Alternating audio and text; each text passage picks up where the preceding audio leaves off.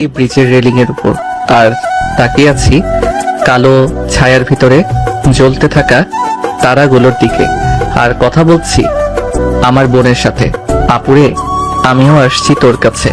এতদিন আমি সবার অনেক অত্যাচার সহ্য করেছি, কিন্তু আর নয়। আমি সবার অত্যাচার, উপহাস, বাজে কথা শুনতে শুনতে আজ আমি বড্ড ক্লান্ত। তাই তো সবকিছু থেকে নিজেকে মুক্তি দিয়ে আমি আসছি তোর কাছে। আচ্ছা আপু, তুইও কি আমার সাথে খারাপ ব্যবহার করবি? তুইও কি আমায় সবার মতো দোষী মনে করিস? আচ্ছা, আমার মৃত্যুর খবর যদি মা বাবা ভাই শুনে, তখন কি তারা কান্না করবে না, খুশি হবে? আমার মৃত্যুর কথা শুনে মা বাবা ভাই আর চোখের কোণ ভিজে উঠবে না, মুখে হাসি ফুটে উঠবে? হয়তো কখনো বলবে না আমাদের একা করে কেন চলে গেলি। তবে আমার ভাবি আমার জন্য অনেক কান্না করবে, আমি নিশ্চিত। আপু আপু আমি আসছি। রাহুল কথাগুলো বলে ঝাঁপ দিল নদীতে আর ডুবে যেতে লাগলো নদীর অতল গভীরে। চলুন আপনাদের বলে আসি রাহুল কেন এমন একটা রাস্তা বেছে নিল 5 বছর আগে। বাবা, তোমায় কিছু কথা বলার ছিল আমার, কিন্তু বাবা আমার কথার কোনো উত্তর না দিয়ে চলে গেল। আমি কোনো উপায় না পেয়ে মায়ের সামনে গিয়ে বললাম, মা কিছু কথা বলার ছিল তোমায়। মা, আমার কিছু টাকার দরকার ছিল, কলেজের ফি আর একটা সোয়েটার কিনতে হবে, খুব ঠান্ডা পড়েছে তো। তো এসব ঢঙের কথা শোনার মতন আমার টাইম নাই। হাসছে কলেজের টাকা নেওয়ার জন্য, পড়ালেখার বেলায় অষ্টরম্ভা আর টাকা লাগে। মা, সামনে ফাইনাল পরীক্ষা, তাই দিতে হবে। আমার কাছে টাকা নেই, যা তো আমার সামনে থেকে। নিতুকে নিয়ে স্কুলে যেতে হবে। আমি নিতুকে নিয়ে যাই মা। দরকার নেই, তোর মতন পরামুখী ছেলে শর্ত আমার সামনে থেকে। নিতু চলো। ছোট্ট নিতু রাহুলের দিকে তাকিয়ে থেকে মায়ের সাথে হাঁটা দিল। রাহুলের চোখে কোণে জমা হওয়া জল মুছিয়ে সামনের দিকে যাচ্ছে। কোনো উপায় না যে আমি মন খারাপ করে যখন চলে আসছিলাম, তখনই সিঁড়িতে ভাইয়ার সাথে দেখা। ভাইয়া আমার দিকে তাকিয়ে একটা বিরক্তিকর ভাব প্রকাশ করে। আমি বুঝতে পেরে একপাশে দাঁড়িয়ে গেলাম আর বললাম, ভাইয়া। ধুর, আজকের দিনটা আমার পুরো খারাপ হয়ে গেল বুঝি। কি হয়েছে? আমার কলেজের ফি দেওয়া লাগতো আর একটা সোয়েটার কিনতাম, যদি কিছু টাকা দিতে। থাপ্পড় খাওয়ার আগে সর আমার সামনে থেকে। তোকে আমি টাকা দেই আর আমাদের ব্যবসায় লাল বাতি জ্বলো? তোর জন্য আমাদের পরিবারের এত অশান্তি, সকাল সকাল মেজাজটাই খারাপ করে দিল। রাহুল মন খারাপ করে তার রুমের দিকে যাচ্ছিল, তখনই রাহুলের ভাবি রাহুলের হাত টেনে ধরে। রাহুল পেছনে তার ভাবিকে দাঁড়িয়ে থাকতে দেখে বলে। রাহুলের ভাবি রাহুলের গাল টেনে দিয়ে রাহুলের হাতে 3000 টাকা দিয়ে বলেন, কিছু বলবে ভাবি? না, কিছু দিব তোকে? কি দেব, থাপ্পড়? থাপ্পড়ও দিব, সাথে কিছু টাকাও। আচ্ছা দাও, আমি আমার গাল এগিয়ে দিচ্ছি, নাও মারো। তোরে না বলছি আমি ওদের কাছে কিছু চাইবি না? তোর যা লাগবে আমাকে বলতে বলছি, তাহলে ওদের বলবি কেন? ভাবি, তুমি তো আমায় এতদূর নিয়ে এসেছো, নিজের মা বাবা থাকতে আমি তোমায় বলি কি করে বলো? তোমার ভবিষ্যৎ বলে তো কিছু আছে। তোমায় তা নিয়ে ভাবতে হবে না, তুমি পড়ালেখা করো আর কোনো কিছু টেনশন করবি না। আমি হাসপাতালে যাচ্ছি, তুই কলেজে যা আর ফেরার পথে হাসপাতাল হয়ে আসিস, একসাথে বাসায় আসবো। আচ্ছা ভাবি। নিপুণ চলে যায় সেখান থেকে আর রাহুল তার ভাবি যাওয়ার দিকে কিছুক্ষণ তাকিয়ে থেকে রুমে গিয়ে রেডি হয়ে বের হয়ে যায় কলেজের উদ্দেশ্যে। এবার আপনাদের রাহুলের পরিচয় দিয়ে দিই। আমাদের গল্পের নায়ক হলো রাহুল। রাহুল এবার ইন্টার 2য় বর্ষে বাণিজ্য বিভাগে পড়ছে। রাহুলের বাবা রহিম চৌধুরী একজন বিজনেসম্যান আর মা নীলা চৌধুরী গৃহিণী। রাহুলের বড় ভাই আরিফ তার বাবার সাথে বিজনেসে দেখাশোনা করে আর ভাবি নিপুণ একজন ডাক্তার। রাহুলের ছোট্ট একটা বোন আছে নিতু। নিতু এবার 8ম শ্রেণীতে পড়ে। রাহুলের পরিবারের কেউ রাহুলকে দেখতে পারে না, শুধু ভাবি আর নিতু ছাড়া। রাহুলকে অবহেলা করার একটা কারণ আছে, সেটা গল্পের সাথে থাকলেই জানতে পারবেন। কলেজে প্রবেশ করতেই সবাই আমার দিকে তাকিয়ে আমায় বিভিন্ন কথা বলতো। সবাই আমায়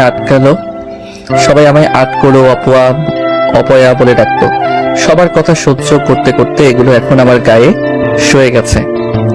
আমি যখন ক্লাসে প্রবেশ করি তখন ক্লাসের বাকি সবাই বলে ওঠে, এই দেখে অপয়া আটকলো এসেছে, ওর দিকে তাকাস না, তাহলে নিজের ক্ষতি হবে। রাহুল কথাগুলো শুনে সবার দিকে একবার তাকিয়ে পেছনে তার জন্য নির্ধারিত একটা বেঞ্চে গিয়ে বসে পড়ে। এই বেঞ্চে রাহুল ছাড়া আর কেউ বসে না। কিছু সময় পর স্যার এসে ক্লাস নেওয়া শুরু করেন। রাহুল ক্লাসগুলো শেষ করে কলেজে প্রয়োজনীয় টাকা জমা দিয়ে নিপুণের হাসপাতালে চলে যায়। রাহুলকে দেখে নিপুণ বল, এসে গেছিস? হুম। আচ্ছা 15 মিনিট বস এখানে, আমি একটা রাউন্ড যাচ্ছি, রাউন্ড শেষ করেই বের হব। আচ্ছা। রাহুল বসে রইল আর নিপুণ চলে গেল রাউন্ডে। রাহুলের রুমে বসে থাকতে ভালো লাগছিল না। তখন রাহুল রুম থেকে বের হয়ে হাঁটছিল। তখনই রাহুল শুনতে পায় একজন লোক ডাক্তারের সাথে কথা বলছে কিছু নিয়ে।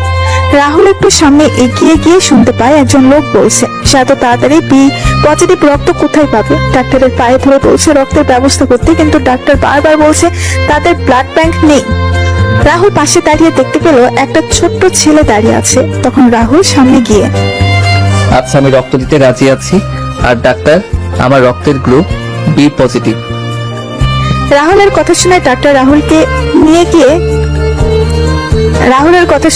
রাহুলকে নিয়ে গেলেন। যাওয়ার আগে রাহুল ওই লোকের কাঁধে হাত দিয়ে বলে যায় চিন্তা না করার জন্য। 30 মিনিট পর রাহুল রক্ত দিয়ে যখন বের হয়ে আসে তখন রাহুল দেখতে পায় ওই লোকটা আর ছেলেটা একটা লাশকে জড়িয়ে ধরে কান্না করছে। রাহুল পাশের নার্সকে জিজ্ঞাসা করে জানতে পারে কিছুক্ষণ আগে হঠাৎ করে ওই মহিলার খিচুনি উঠে আর তারপরে সে এই ত্রিভুবন ত্যাগ করে পরভুবনে পাড়ি দিয়েছে। রাহুল কথাগুলো শুনে সেখানেই দাঁড়িয়ে পড়ে। রাহুল তাকিয়ে আছে ছোট্ট সেই ছেলেটার দিকে। তখন তার ভাই আর মা বাবা বলার কথাগুলো মনে পড়ে যায়। রাহুল সেখান থেকে বের হয়ে রাস্তা দিয়ে হাঁটছে আর চোখে জমা হওয়া জলগুলো মুছে সামনের দিকে এগিয়ে চলছে। এইদিকে নিপুণ রুমে এসে দেখতে পাই রাহুল রুমে নেই। তখন নার্সকে রাহুলের কথা বললেই বলে রাহুল 5 মিনিট আগে বের হয়ে গেছে। নিপুণও বের হয়ে যায়। গাড়ি নিয়ে কিছু দূর আসার পর দেখতে পাই রাহুল একটা গাছের নিচে বসে আছে। নিপুণ গাড়ি থেকে বের হয়ে রাহুল কাছে গিয়ে বলে, কিরে তোর কি হয়েছে? এ কি তুই কান্না করছিস কেন? কি হলো বল, হাসপাতালে কেউ কি কিছু বলেছে? কিরে বলবি তো? জানো ভাবি, মা বাবা আর ভাইয়া ঠিক বলে আমি সত্যি অপয়া মুখ পোড়া ছেলে। আমার স্পর্শ ভালো না। কেন কি হয়েছে? ভাবি আজকে হাসপাতালে না ভাবি, উনি ভালো ছিলেন সম্পূর্ণ, কিন্তু আমি রক্ত দিয়ে বের হয়ে দেখতে পাই ওই বাচ্চা ছেলেটার জন্য আমার কষ্ট হচ্ছে। আমার জন্য ছেলেটা তার মাকে হারিয়েছে। আমি একটা ছেলের থেকে তার মাকে কেড়ে নিয়েছি। তুই কান্না করছিস কেন? এতে তোর কি দোষ বল? ওনার আয়ু হয়তো ফুরিয়ে এসেছে, তাই উনি মারা গেছেন। রাহুল, এগুলো ভুল ধারণা তোর। চল, আর কান্না করতে হবে না। একটা কথা মনে রাখবি, সৃষ্টিকর্তা যাকে এই পৃথিবীতে যত দিনের আয়ু দিয়ে পাঠিয়েছেন সে ততদিনই এই পৃথিবীতে বেঁচে থাকবে, আর তারপর এই পৃথিবীর মায়া ত্যাগ করে পরপারে যেতে হবে। চল আমার সাথে। কোথায় যাবে? গেলেই দেখতে পাবি। রাহুলকে নিয়ে নিপুণ একটা কাপড়ের শোরুমে নিয়ে গেল। তারপর রাহুলের জন্য কিছু শীতের কাপড় কিনে নিয়ে বাসার দিকে পথ চলা শুরু করলো। রাহুল নিপুণকে এসব করার জন্য মানা করেছিল, কারণ বাসায় যখন সবাই জানতে পারবে নিপুণ এসব রাহুলকে কিনে দিয়েছে তখন সবাই নিপুণকে কথা শোনাবে। নিপুণ রাহুলের কোনো কথা শোনেনি। কিছু সময় পর রাহুল আর নিপুণ বাসায় চলে আসে। রাহুল আর নিপুণ বাসায় ঢুকে দেখতে পায় রাহুলের মা আর নিতু রাহুলের বাবা বসে আছেন ড্রয়িং রুমে। রাহুলের হাতে ব্যাগ দেখে নিতু দৌড়ে আসে আর ব্যাগগুলো নিয়ে দেখতে লাগলো। নিতু সবকিছু দেখে বলে, ভাইয়া আমার জন্য কিছু নিয়ে আসুনি? এনেছি, এই নে চকলেটগুলো। আমার লক্ষ্মী ভাইয়া। তুই টাকা পেলি কোথায়? বোঝো না, কোথায় পাবে? নিশ্চয় নিপুণের থেকে নিয়েছে। মা বাবা, রাহুল আমার কাছ থেকে টাকা চেয়ে নেয়নি, আমি রাহুলকে দিয়েছি। সে তো নিতে চায়নি, কিন্তু আমি জোর করে দিয়েছি। আর রাহুল, এখানে দাঁড়িয়ে আছিস কেন? রুমে যা তোর, আমি খাবার নিয়ে আসছি। মায়ের চেয়ে মাসির দরদ বেশি।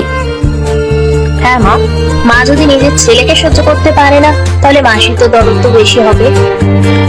রাহুল চলে যায় তার রুমে আর নিপুণ চলে যায় তার রুমে। কিছুক্ষণ পর রাহুলের বাবার ফোন বেজে ওঠে। রাহুলের বাবা ফোন রিসিভ করে দাঁড়িয়ে যান আর বলেন, কি কবে আসছে তোর মেয়ে? অফিস থেকে কি বলছে শোনা যাচ্ছে না। রাহুলের বাবা ফোন রেখে রাহুলের মাকে বলেন, জাহিদ কল দিয়েছিল এখন। কি বললেন জাহিদ ভাই? তার মেয়েকে নিয়ে আমাদের এখানে বেড়াতে আসছে কিছুদিনের জন্য। তাহলে তো ভালোই, আসুক না। কালকে এয়ারপোর্ট থেকে নিয়ে আসতে হবে। কালকে রাশিয়ান কোম্পানির লুকোইল এর সাথে আমাদের মিটিং এর প্রজেক্টটা যদি পেয়ে যায় তাহলে আমরা দেশের 1 নম্বর কোম্পানিতে পরিণত হব। আমি আর আরিফের জন্য কালকে সকালে বের হয়ে যাব, আর ড্রাইভার ও আমাদের সাথে থাকবে। তাহলে দিয়াকে কে নিয়ে আসবে? বাসায় তো একজন আছে, সে না হয় নিয়ে আসবে। কিন্তু যদি কিছু হবে না। পরের দিন সকালে রাহুল তার রুমে পড়ছিল, তখনই নিপুণ রাহুলের রুমে খাবার নিয়ে আসে। রাহুল খাবার খাচ্ছিল, তখন রাহুলের বাবা আর ভাই রাহুলের রুমে আসে আর বলে যায় এয়ারপোর্ট থেকে দিয়াকে নিয়ে আসতে। রাহুল কোনো কথা না বলে হ্যাঁ বোধক মাথা নাড়ালো। সবাই চলে গেল, রাহুল আবার পড়তে শুরু করে। তখন রাহুলের ফোন বেজে ওঠে। রাহুল ফোন রিসিভ করে হ্যালো বলতেই ওপাশ থেকে বলে, কি রে, কেমন আছিস? কে বলছেন? আরে আমায় ভুলে গেলি মনু? রবিন। কি খবর তোর? এই তো ভালো আছি, তুই কেমন আছিস? বিন্দাস আছি রে। অনেকদিন পরে কথা হলো তোর সাথে। 5 বছর পর কি করছিস এখন তুই? ইন্টার দ্বিতীয় বর্ষে পড়ছি, তুই? আমিও। কোথায় আছিস? সিলেটে কি? তুই কই? বরিশালে আছি। আচ্ছা, ভালো থাকিস, পরে কথা হবে। আচ্ছা। বাহ বাহ, আমার দেবর বাবু দেখছি ফোনে কথা বলছে। আরে ভাবি, কিছু বলবে? তার সাথে কথা বলছিলে ভাইজান? রবিনের সাথে? তোমায় বলা হয়নি রবিনের ব্যাপারে। 5 বছর আগে রবিন তার বাবার ট্রান্সফারের কারণে পরিবারের সাথে বরিশালে চলে যায়। রবিন কল দিয়েছিল, তার সাথে কথা বলছিলাম। ও আচ্ছা, শোন, আজকে এই কাপড়গুলো পরে যাবে। কেন ভাবি? আমি বলছি তাই। ভাবি, আমি যেরকম আছি সেরকমই ভালো। এত ভালো পোশাক আমার জন্য না। যা বলছি সেটাই করবি। আর তাছাড়া তোর হবু বউ আসছে। কে হবু বউ? কেন দিয়া? না ভাবি, আমি যতদিন না বাবা মায়ের কাছে ভালো হয়ে উঠছি ততদিন এসব কথা চিন্তাই করব না। আর দিয়ার কি খেদে কাজ নিয়ে আমায় বিয়ে করবে? কেন, আমার ভাই কোন দিক দিয়ে কম কি দেখতো? না ভাবি, নিতুকে আমি যেমন বোনের চোখে দেখি, দিয়াকেও তেমন দেখি। পন্ডিতি বাদ দিয়ে রেডি হয়ে নেন চলো। যথা আজ্ঞা ম্যাডাম। আচ্ছা। ভাবি হলে তো এরকমই হওয়া চাই। এখন শুধু আমি আমার ভাইয়া বাবা মায়ের কাছে ভালো হয়ে গেলেই আমার জীবন পরিপূর্ণ। নিপুণ চলে যায়। রাহুল রেডি হয়ে নিচে আসতেই রাহুলের মায়ের সাথে দেখা হয়। তখন রাহুলের মা বলেন, এরকম সেজে গুজে কার যে বুক খালি করতে যাচ্ছে কে জানে। মা, তুমি একটু বেশি কথা বলো। একদিন দেখবে তোমার বেশি কথা বলার জন্য কিছু একটা হবে। মা, চাবিটা। ভাইয়া, এনে চাবিটা। রাহুল চাবি নিয়ে সেখান থেকে এয়ারপোর্টে চলে যায় আর গাড়ির সাথে হেলান দিয়ে অপেক্ষা করতে লাগে। কিছুক্ষণ পর একটা মেয়ে এসে রাহুলকে জড়িয়ে ধরে। রাহুল তো মেয়েটার জড়িয়ে ধরা দেখে বেশ অবাক হলো। রাহুল কোনো কথা বলছে না, পুতুলের মতো তাকিয়ে আছে। রাহুলকে ছেড়ে দিয়ে মেয়েটা বলে, বাহ, আগে থেকে তো বেশ হ্যান্ডসাম হয়ে গেছো। নতুন লুক, নতুন স্টাইল। কে আপনি? আমায় জড়িয়ে ধরলেন যে? আরে, আমায় চিনতে পারোনি? আমি দিয়া। কি? হ্যাঁ, চিনতে পারোনি? ও আচ্ছা, আপনি গাড়িতে বসুন, ব্যাগগুলো দিয়ে আমি গাড়িতে তুলে দিচ্ছি। রাহুল ব্যাগগুলো ডিকিতে রেখে এসে সামনের সিটে বসে দেখতে পায় দিয়া ও সামনের সিটে বসেছে। রাহুল কিছু না বলে গাড়ি স্টার্ট দিল। তখন দিয়া বলে, কি করছো এখন তুমি? গাড়ি চালাচ্ছি। আরে বলছি, পড়াশোনা কি করছো? এইচএসসি পরীক্ষার্থী আমি। আমিও তো। পরীক্ষার 1 মাস পরে তাহলে তুমি এখানে? আমি পরীক্ষা দিতে সিলেটে আসছি। বুঝলাম না কিছুই। আমি সিলেটের এবিএস সরকারি কলেজে ভর্তি হয়েছি, কিন্তু ক্লাস করতাম ঢাকায়। পরীক্ষা দেওয়ার জন্য এখন আমি সিলেটে। ও আচ্ছা। তা তোমার গার্লফ্রেন্ডের কি খবর? ওই রকম প্যারা আমার নাই। আর তাছাড়া বাদ দিন। আচ্ছা, তুমি সেই কবে থেকে আমায় আপনি আপনি করেই বলছো কেন? আমরা তো সমবয়সী। মেয়েদের সাথে আপনি করে কথা বলতে আমি পছন্দ করি। বাপ্পা, তা তোমার বউকে আপনি করে বলবে নাকি? বললেও বলতে পারি। কিন্তু আমি মানবো না তো। মানে কি বলছেন আপনি? বলছি, তুমি আমায় আপনি করে বলতে পারবে না। নামুন গাড়ি থেকে। গাড়ি থেকে নামবো মানে? বাসায় চলে এসেছি, তাই বলছি নামতে। ও আচ্ছা। দিয়া গাড়ি থেকে নেমে বাসার ভেতর চলে যায়। রাহুল গাড়ি থেকে বাসার কাজের লোককে ব্যাগগুলো নিয়ে যেতে বলে। গাড়ি পার্ক করে ভেতরে গিয়ে তার মায়ের সামনে চাবি রেখে চলে যায় তার রুমে। দুপুরবেলা সবাই যখন খাবার খাচ্ছিল তখন রাহুল তার খাবার নিয়ে চলে যাচ্ছিল, তখন দিয়া বলে, রাহুল, কি ব্যাপার? তুমি এখানে আমাদের সাথে বসে খাবার খাচ্ছ না কেন? আমি টিভির সামনে বসে খাবার খাই। ভাইয়া আমিও তোমার সাথে বসে খাবো। আচ্ছা আয়। কোনো দরকার নেই, এমনি আমার সবকিছু হারিয়েছি, তোর জন্য এখন আমার মেয়েকে হারাতে পারবো না। মা, খাবার ঠান্ডা হয়ে যাচ্ছে, খেয়ে নে। রাহুল, যা ভাই, তুই টিভি দেখে খাবার খেয়ে নে। নিতু, তোরে যদি ওর সাথে আবার কথা বলতে দেখি তাহলে কিন্তু খুব খারাপ হয়ে যাবে। আমার ভয় হয় তোকেও না কবে হারিয়ে ফেলি। আন্টি, এমন করে বলছো কেন? নিতু তো রাহুলের বোন, তো রাহুলের সাথে কথা বলবে না তো কার সাথে কথা বলবে? দিয়া, খাবার খেয়ে নাও, পরে না হয় কথা বলা যাবে। রাহুল, তোর কিছু লাগবে? না ভাবি। রাহুল খাওয়া দাওয়া শেষ করে তার রুমে গিয়ে ঘুমিয়ে যায়। বিকেলে রাহুলের ফোনের শব্দে ঘুম ভেঙে যায়। রাহুল ফোন হাতে নিয়ে দেখতে পায় unknown number. Rahul call receive করতেই উপাস থেকে বলে ওঠে, কি জনাবের ঘুম হয়েছে কি? কে বলছেন আপনি? তোমার বউ বলছি। কি বললেন আপনি? বউ বলেছি, বউ। ফোন রাখলাম আমি, যত সব ফালতু। ফোন রাখলে এখন তোমার রুমে চলে আসবো কিন্তু, তাই আমি আসার আগে তুমি ছাদে চলে এসো। আজব তো, কে আপনি? ওই কুত্তা, আমি দিয়া বলছি, ছাদে আই, কথা আছে। আপনি? হ্যাঁ, ছাদে আই। পারবো না, রাখুন তো আপনি ফোন। ওই কুত্তা, আমি নিচে আসলে কিন্তু তুমি খবর আছে বলে দিলাম। দিয়া কথাগুলো বলে ফোন কেটে দেয়। রাহুলও বিছানায় পড়েছিল। তখন রাহুল মনে মনে বলে, কি মেয়ে রে বাবা, এ তো দেখছি মারাত্মক ডেঞ্জারাস মেয়ে। কি করবো এখন? না, একবার যে দেখে আসি কি জন্য ডেকেছে। রাহুল রুম থেকে বের হয়ে ছাদে গিয়ে দেখতে পায় দিয়া ছাদে পায়চারি করছে। দিয়া রাহুলকে দেখতে পেয়ে বলে, যাক, বাধ্য ছেলের মনে চলে এসেছিস দেখছি। বলুন, কি বলবেন? আমায় এখানে আপনার সাথে কথা বলতে দেখলে মা বাবা আমায় বকাঝকা করবে। তারা আসার আগে বলুন কি জন্য ডেকেছেন। প্রেম করার জন্য ডেকেছে জানা? এই কি বললেন আপনি? তো কিছু বলি নাই তো। হ্যাঁ বলুন। বাইরে যাব, চল ঘুরে আসি। না, আমি যাব না। চিন্তা নেই, আমি আন্টি থেকে পারমিশন নিয়ে এসেছি। মা বলেছে যাওয়ার জন্য? হ্যাঁ আন্টি বলেছে, সাথে ভাবিও বলেছে। চলুন। কলেজে গিয়ে ক্লাস করা, বাসায় এসে মা ভাইয়ের মুখে কটু কথা শোনা, ভাবি স্নেহ ভালোবাসা আর দিয়ার সাথে পড়াশোনা করা, সবকিছু মিলিয়ে রাহুলের দিনগুলো ভালোই চলছিল।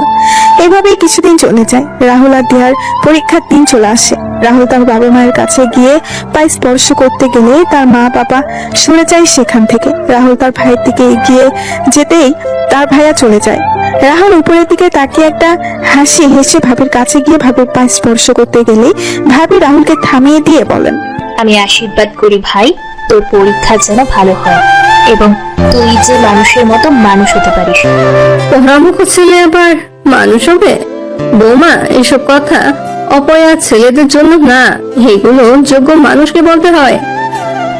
মা, নিপুণ যখন কিছু বলতে যাবে তখন দিয়া নিচে এসে রাহুলের মা আর বাবার পায়ে স্পর্শ করে বলে, আঙ্কেল আন্টি, আমায় তোমরা আশীর্বাদ করো, আমি যেন ভালো করে পরীক্ষা দিতে পারি। চিন্তা করিস না মা, তোর পরীক্ষা ভালো হবে। তোর পরীক্ষা নিশ্চয়ই ভালো হবে। অপয়া পরামুখদের পরীক্ষা কখনো ভালো হবে না। রাহুল তার মা আর বাবার কথা শুনে চোখের কোণে জল এসে জমা হয়। রাহুল চোখের জল মুছে বাহিরে চলে যায়। কিছুক্ষণ পর দিয়া বাহিরে চলে আসে। তারপর রাহুল একটা সিএনজি নিয়ে চলে যায় কলেজে। এভাবেই শেষ হয়ে যায় এক এক করে সকল পরীক্ষা। রাহুল পরীক্ষার হল থেকে বের হয়ে বসেছিল, তখন দিয়া এসে রাহুলকে বলে, রাহুল, আজকে বিকেলে ছাদে আসিস তো? কেন? দরকার আছে, তাই আসতে বলেছি তোকে। আচ্ছা, বাসায় চলেন এখন। রাহুল আর দিয়া বাসায় চলে আসে। বিকেলবেলা রাহুল ঘুমিয়েছিল, তখনই রাহুলের ফোন বেজে ওঠে। রাহুল ফোনের স্ক্রিনে তাকিয়ে দেখতে পায় দিয়ার নাম্বার। তখন রাহুলের মনে পড়ে দিয়া বলেছিল সাথে যাওয়ার জন্য। রাহুল ফোন রিসিভ করে বলে ওঠে, হ্যালো। ওই হাতারাম, গরু কুত্তার শুয়োর, কি বলছিলাম মনে নেই তোর? এই তো আমি আসছি, 1 মিনিট। রুম থেকে বের হতেই সামনে ভাবিকে দেখতে পেলাম। তখন ভাবি বলে, কুত্তা হাদারাম, কোথায় যাচ্ছ? ছাদে নাকি? ওয়েট ওয়েট, তুমি জানলে কি করে? আমি একা না, পাশের ছাদে থাকা সবাই শুনেছে। বেশি বকবক না করে এখন উপরে যাও, তা না হলে আরো কি কি বলবে।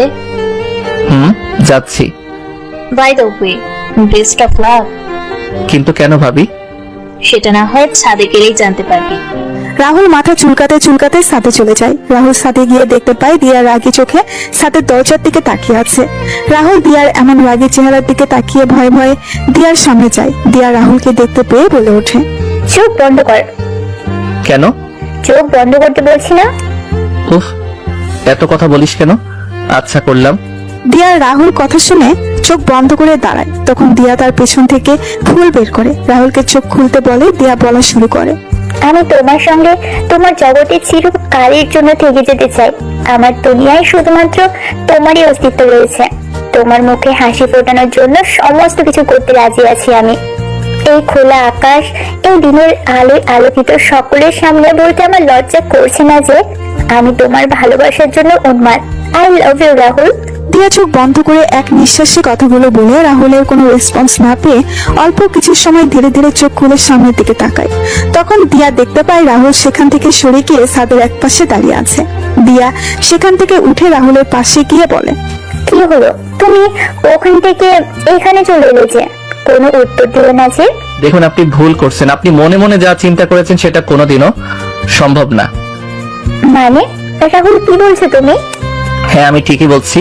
আপনার মাথায় যা ঘুরছে সেটা মাথা থেকে ঝেড়ে ফেলে দিন, এটাই ভালো হবে। রাহুল, আমি তোমার সত্যি ভালোবাসি। তুমি কেন বুঝতে পারছো না? আমি বুঝতেও চাই না কখনো। দেখুন, আমি আমার পরিবারের কাছে একজন খারাপ ছেলে, একজন খুনি, একজন অপয়া। আমি আমার মা বাবার কাছেই খারাপ হয়ে গেছি। এখন নিজেকে তাদের কাছে যোগ্য হওয়ার চেষ্টা করছি। আমি আমার মা বাবা কষ্ট পাবে এমন কোনো কাজ করব না। রাহুল, তুমি নিজেই তো বলেছো তোমার মা বাবা তোমায় দেখতে পারে না, তাহলে তুমি কেন তাদের নিয়ে ভাবছো? আমি ভাবছি কারণ তারা আমার মা বাবা। এমন মা বাবা থাকার চেয়ে না থাকাই ভালো। যে মা বাবা নিজের ছেলেকে দেখতে পারে না, নিজের ছেলের সাথে অমানুষের মতো আচরণ করে। ঠাস ঠাস, তোমার তো সাহস কম না। তুমি আমার মা বাবা নিয়ে কথা বলছো? তুমি জানো আমি এখানে দাঁড়িয়ে আছি কেন? আরে আমার মা আমাকে 10 মাস 10 দিন তার গর্ভে রেখে বড় করেছে। আরে আমি এই পৃথিবীতে এসেছি, আলো বাতাস পেয়েছি সেই মায়ের জন্য, যে মা আমায় 10 মাস 10 দিন গর্ভে ধারণ করেছিল। আর তুমি তার মৃত্যু কামনা করছো? আরে তুমি আমার বাবার মৃত্যু কামনা করছো? আমি এত বড় হয়েছি যে বাবা আমায় হাত ধরে হাঁটতে শিখিয়েছিল, আর তুমি তাদের মৃত্যু কামনা করছো। এখন হয়তো তারা কোনো ভুলে জর্জরিত, তাই আমার সাথে খারাপ ব্যবহার করছে। যে সময় বাবা মায়ের ভুল ভেঙে যাবে তখন ঠিকই আমায় বুকে টেনে নিবে, এটা আমার বিশ্বাস। আমি জানি সৃষ্টিকর্তা কাউকে নিরাশ করেন, আমাকেও করবেন না। তুমি আমার বাবার বন্ধুর মেয়ে, তুমি আমাদের অতিথি। অতিথির মতো থাকো, কোনো কথা বলবে না। আমি তোমায় আমার বোনের চোখে দেখি, আর তুমি যদি আমার বোন হয়ে থাকতে চাও তাহলে থাকো, না হলে যেতে পারো। আমার কথায় কোনো কষ্ট পেলে আমায় ক্ষমা করে দিবেন। রাহুল কথাগুলো বলে সেখান থেকে চলে যায়। আর রাহুলের মা ছাদের এক পাশে দাঁড়িয়ে ছেলের বলা কথাগুলো শুনছিলেন। রাহুলের মা সব শুনে বুঝতে পারেন তারা রাহুলের সাথে এত বাজে ব্যবহার করার পরেও রাহুলের কোনো অভিযোগ নেই তাদের প্রতি। রাহুলের মা চোখে জল মুছে নিচে নেমে আসেন। দিয়া গালে হাত দিয়ে দাঁড়িয়েছিল। পরের দিন রাহুল তার রুমে বসেছিল। তখন নিপুণ আসে রাহুলের রুমে। নিপুণ বলে, রাহুল, কি করছিস তুই? এই তো ভাবি বসে আছি, কিছু বলবে? হ্যাঁ, আমি অনেক দিনের জন্য বাসায় যাব, তুইও চল। না ভাবি, আমি বাসায় আছি। বাবার শরীর ভালো না, ভাইয়া তো অফিসে থাকে, মা পারবে না একা সবকিছু। কিন্তু ভাবি তুমি চিন্তা করো না তো, তুমি যাও বাড়ি থেকে ঘুরে আসো। তোমার এই সময়ে আঙ্কেল আর আন্টিদের সাথে থাকাই ভালো। আচ্ছা ভাই, সাবধানে থাকবি। কেউ কিছু বলে চুপ করে থাকবি না, সাথে সাথে উত্তর দিবি। ওকে ডাক্তার আফা, আছি। Bye bye. আপনার বলা হয়নি ভাবি, ভাবি কনসিভ করেছে 3 মাসের অন্তঃসত্ত্বা, তাই ভাবিকে তার বাড়িতে গিয়ে কয়েকদিন থাকতে বলেছেন তার বাবা মা। রাতের বেলা রাহুল যখন তার রুমে বসেছিল তখন রাহুলের রুমে খাবার নিয়ে কেউ প্রবেশ করে। তখন রাহুল তার রুমে বসে পরীক্ষার প্রশ্নগুলো দেখছিল। রাহুল তার রুমে কারো উপস্থিতি বুঝতে পেরে পেছন ফিরে তাকান। রাহুল দেখতে পায় তার মা খাবার হাতে রুমে দাঁড়িয়ে আছেন। রাহুল খুশি হয়ে তার মায়ের দিকে এগিয়ে গিয়ে, এগুলো না। রাহুলের মা রাহুলের দিকে তাকিয়ে বুঝতে পারলেন রাহুল কেন আসলো না। রাহুলের মা বলেন, খাওয়াটা খেয়ে আমায় উদ্ধার করো নবাব সাহেব। আচ্ছা মা, রেখে যাও, আমি খেয়ে নিব। হ্যাঁ, খেয়ে নাও। রাহুলের মা চলে গেলেই রাহুল খাবার খেয়ে ঘুমিয়ে পড়ে। কয়েকদিন ধরে রাহুল একটা জিনিস লক্ষ্য করলো, রাহুলের মা রাহুলের সাথে আগের মতো খারাপ ব্যবহার করে না। আর নিতুকে রাহুলের সাথে কথা বলতে দেখেও কিছু বলে না। রাহুলের মনে মনে অনেক খুশি ছিল যে তার মা তার সাথে ভালো ব্যবহার করছে। দিয়া রাহুলকে আর ওই দিনের পর ভালোবাসার কথা বলেনি। দিয়া রাহুলের সাথে ভাই বোনের মতো ব্যবহার করে। একদিন রাহুলের মা বাবা আর ভাই নিপুণকে নিয়ে আসার জন্য নিপুণের বাসায় চলে যায়। রাহুল, দিয়া আর নিতু কথা বলতে বলতে সিঁড়ি বেয়ে নিচে নামছিল। হঠাৎ করে নিতু পা পিছলিয়ে পড়ে যায়। সাথে সাথে নিতুর মাথা ফেটে রক্ত বের হয় আর অজ্ঞান হয়ে যায়। রাহুল আর দিয়া নিতুকে তুলে নিয়ে নিতুর রুমে নিয়ে যায়। রাহুল নিতুর মাথার রক্ত মুছে দিচ্ছে আর বলছে, বোন, এই বোন চোখ খুলো না। এই বোন কথা বল। দিয়া নিতুর জ্ঞান ফিরছে না কেন? আমিও বুঝতে পারছি না, পানি দিয়েছে তো। এদিকে রাহুলের মা বাবা, ভাই ভাবি বাসায় এসে কাউকে দেখতে না পেয়ে হঠাৎ করে নিতুর রুম থেকে রাহুলের কণ্ঠ শুনতে পায়। সবাই নিতুর রুমে গিয়ে দেখতে পান রাহুল নিতুর মাথায় ব্যান্ডেজ করে দিচ্ছে আর দিয়া নিতুর চোখে মুখে জল দিচ্ছে। রাহুলের মা নিতুর কাছে গিয়ে নিতুর মাথায় হাত বুলিয়ে দিয়ে আতঙ্কগ্রস্ত কণ্ঠে বলেন, কি হয়েছে নিতুর, আর মাথায় ব্যান্ডেজ কেন? আসলে মা, আমরা কথা বলতে বলতে সিঁড়ি বেয়ে নিচে নামছিলাম, তখন হঠাৎ করে নিতু পা পিছলিয়ে পড়ে যায়। চিন্তা করো না মা, আমি ব্যান্ডেজ করে দিয়েছি, এক্ষুনি জ্ঞান ফিরে আসবে। কি গো, ডাক্তারকে কল দিয়েছিলে? হ্যাঁ, ডক্টর বলেছে আসতে। নিতু, নিতু, মা কথা বল। আমি যে কেন তোকে বাসায় একা রেখে দিলাম, আমি তো ভুলে গিয়েছিলাম। একটা অপয়া অলক্ষণের ছেলে রয়েছে এ বাড়িতে। আসলে মা, ঠাস, আর কয়জন খাবি তুই রাক্ষস? তোর জন্য আমাদের হাসি খুশি পরিবারটা ধ্বংস হয়ে যাচ্ছে। আজকে তোকে তো আমি মেরেই ফেলবো।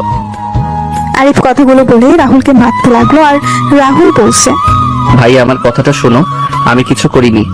মা, ভাইয়া। রাহুল চিৎকার করছে কিন্তু আরিফ রাহুলকে মেরেই যাচ্ছে। নিপুণ সবকিছু দেখছিল। তখন নিপুণ আরিফকে ধাক্কা দিয়ে সরিয়ে বলে ওঠে, রাহুলকে কেন মারছো একা? দিয়াও তো সাথে ছিল। তাহলে কি বলছো কি বৌমা? নিপুণ, মাথা ঠিক আছে তোমার? আমার মাথা ঠিক আছে, কিন্তু তোমাদের মাথা ঠিক নেই। রাহুল আর দিয়া তো বাসায় ছিল, আর ওরা তো বলেছিল কথা বলতে বলতে নিচে নামছিল। তাহলে রাহুলের দোষ কোথায় এখানে? আর এখানে যদি রাহুলের দোষ থাকে, তাহলে দিয়ারও দোষ থাকার কথা। আরিফ, শান্ত হয়ে সরে আয় তুই। এই তো ডক্টর এসেছে। তারপর ডাক্তার এসে নিতুকে দেখে একটা ইনজেকশন দিয়ে কিছু মেডিসিন দিয়ে চলে যায় আর বলে যায় কিছু সময় পর নিতুর জ্ঞান ফিরে আসবে। ডাক্তার চলে যায় আর নিপুণ রাহুলকে নিয়ে সেখান থেকে চলে যায়। আচ্ছা, কি হয়েছিল বলো তো আমায় রাহুল? আমরা কথা বলতে বলতে আসছিলাম, আমি পিছনে আর দিয়া নিতু সামনে। হঠাৎ করে দিয়া চিৎকার দিল আর আমি সামনে তাকিয়ে দেখতে পেলাম নিতু সিঁড়ি থেকে গড়িয়ে পড়ছে। বুঝতে পারছি। আচ্ছা, রুমে গিয়ে রেস্ট নে আর একটা ব্যথার মেডিসিন খেয়ে নিস। আচ্ছা ভাবি। রাতের বেলা নিতুর জ্ঞান ফিরে। সবাই নিতুর সাথে কথা বলছিল আর রাহুল আড়াল থেকে দাঁড়িয়ে নিতুকে দেখছিল। সবাই রুম থেকে বের হয়ে যাওয়ার পর রাহুল গিয়ে নিতুর পাশে বসে আর বলে, কেমন লাগছে এখন তোর নিতু? ভালো ভাইয়া। বেশি ব্যথা করছে কি? অল্প একটু করছে ভাইয়া। আচ্ছা ভাইয়া, সবাই তোকে বকাবকি করছে তাই না? কই না তো। আচ্ছা তুই রেস্ট নে, আমি গেলাম। আচ্ছা ভাইয়া। রাহুল নিতুর রুম থেকে বের হয়ে আসে। দিনে দিনে কিছুদিন চলে যায়। নিপুণের শরীরের অবস্থা ভালো না, তাই নিপুণের সাথে নিতুকে পাঠিয়ে দেওয়া হয় নিপুণের বাড়িতে।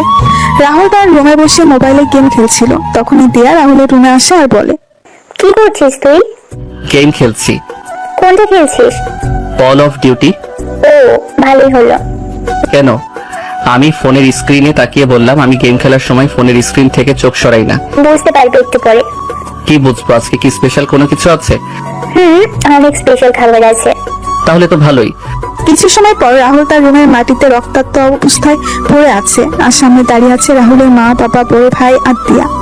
দিয়া রাহুলের পাশে দাঁড়িয়ে ছিল। তখন দিয়া রাহুলের কলার চেপে ধরে কানে কানে বলে, কিরে, কেমন লাগছে তোর এখন?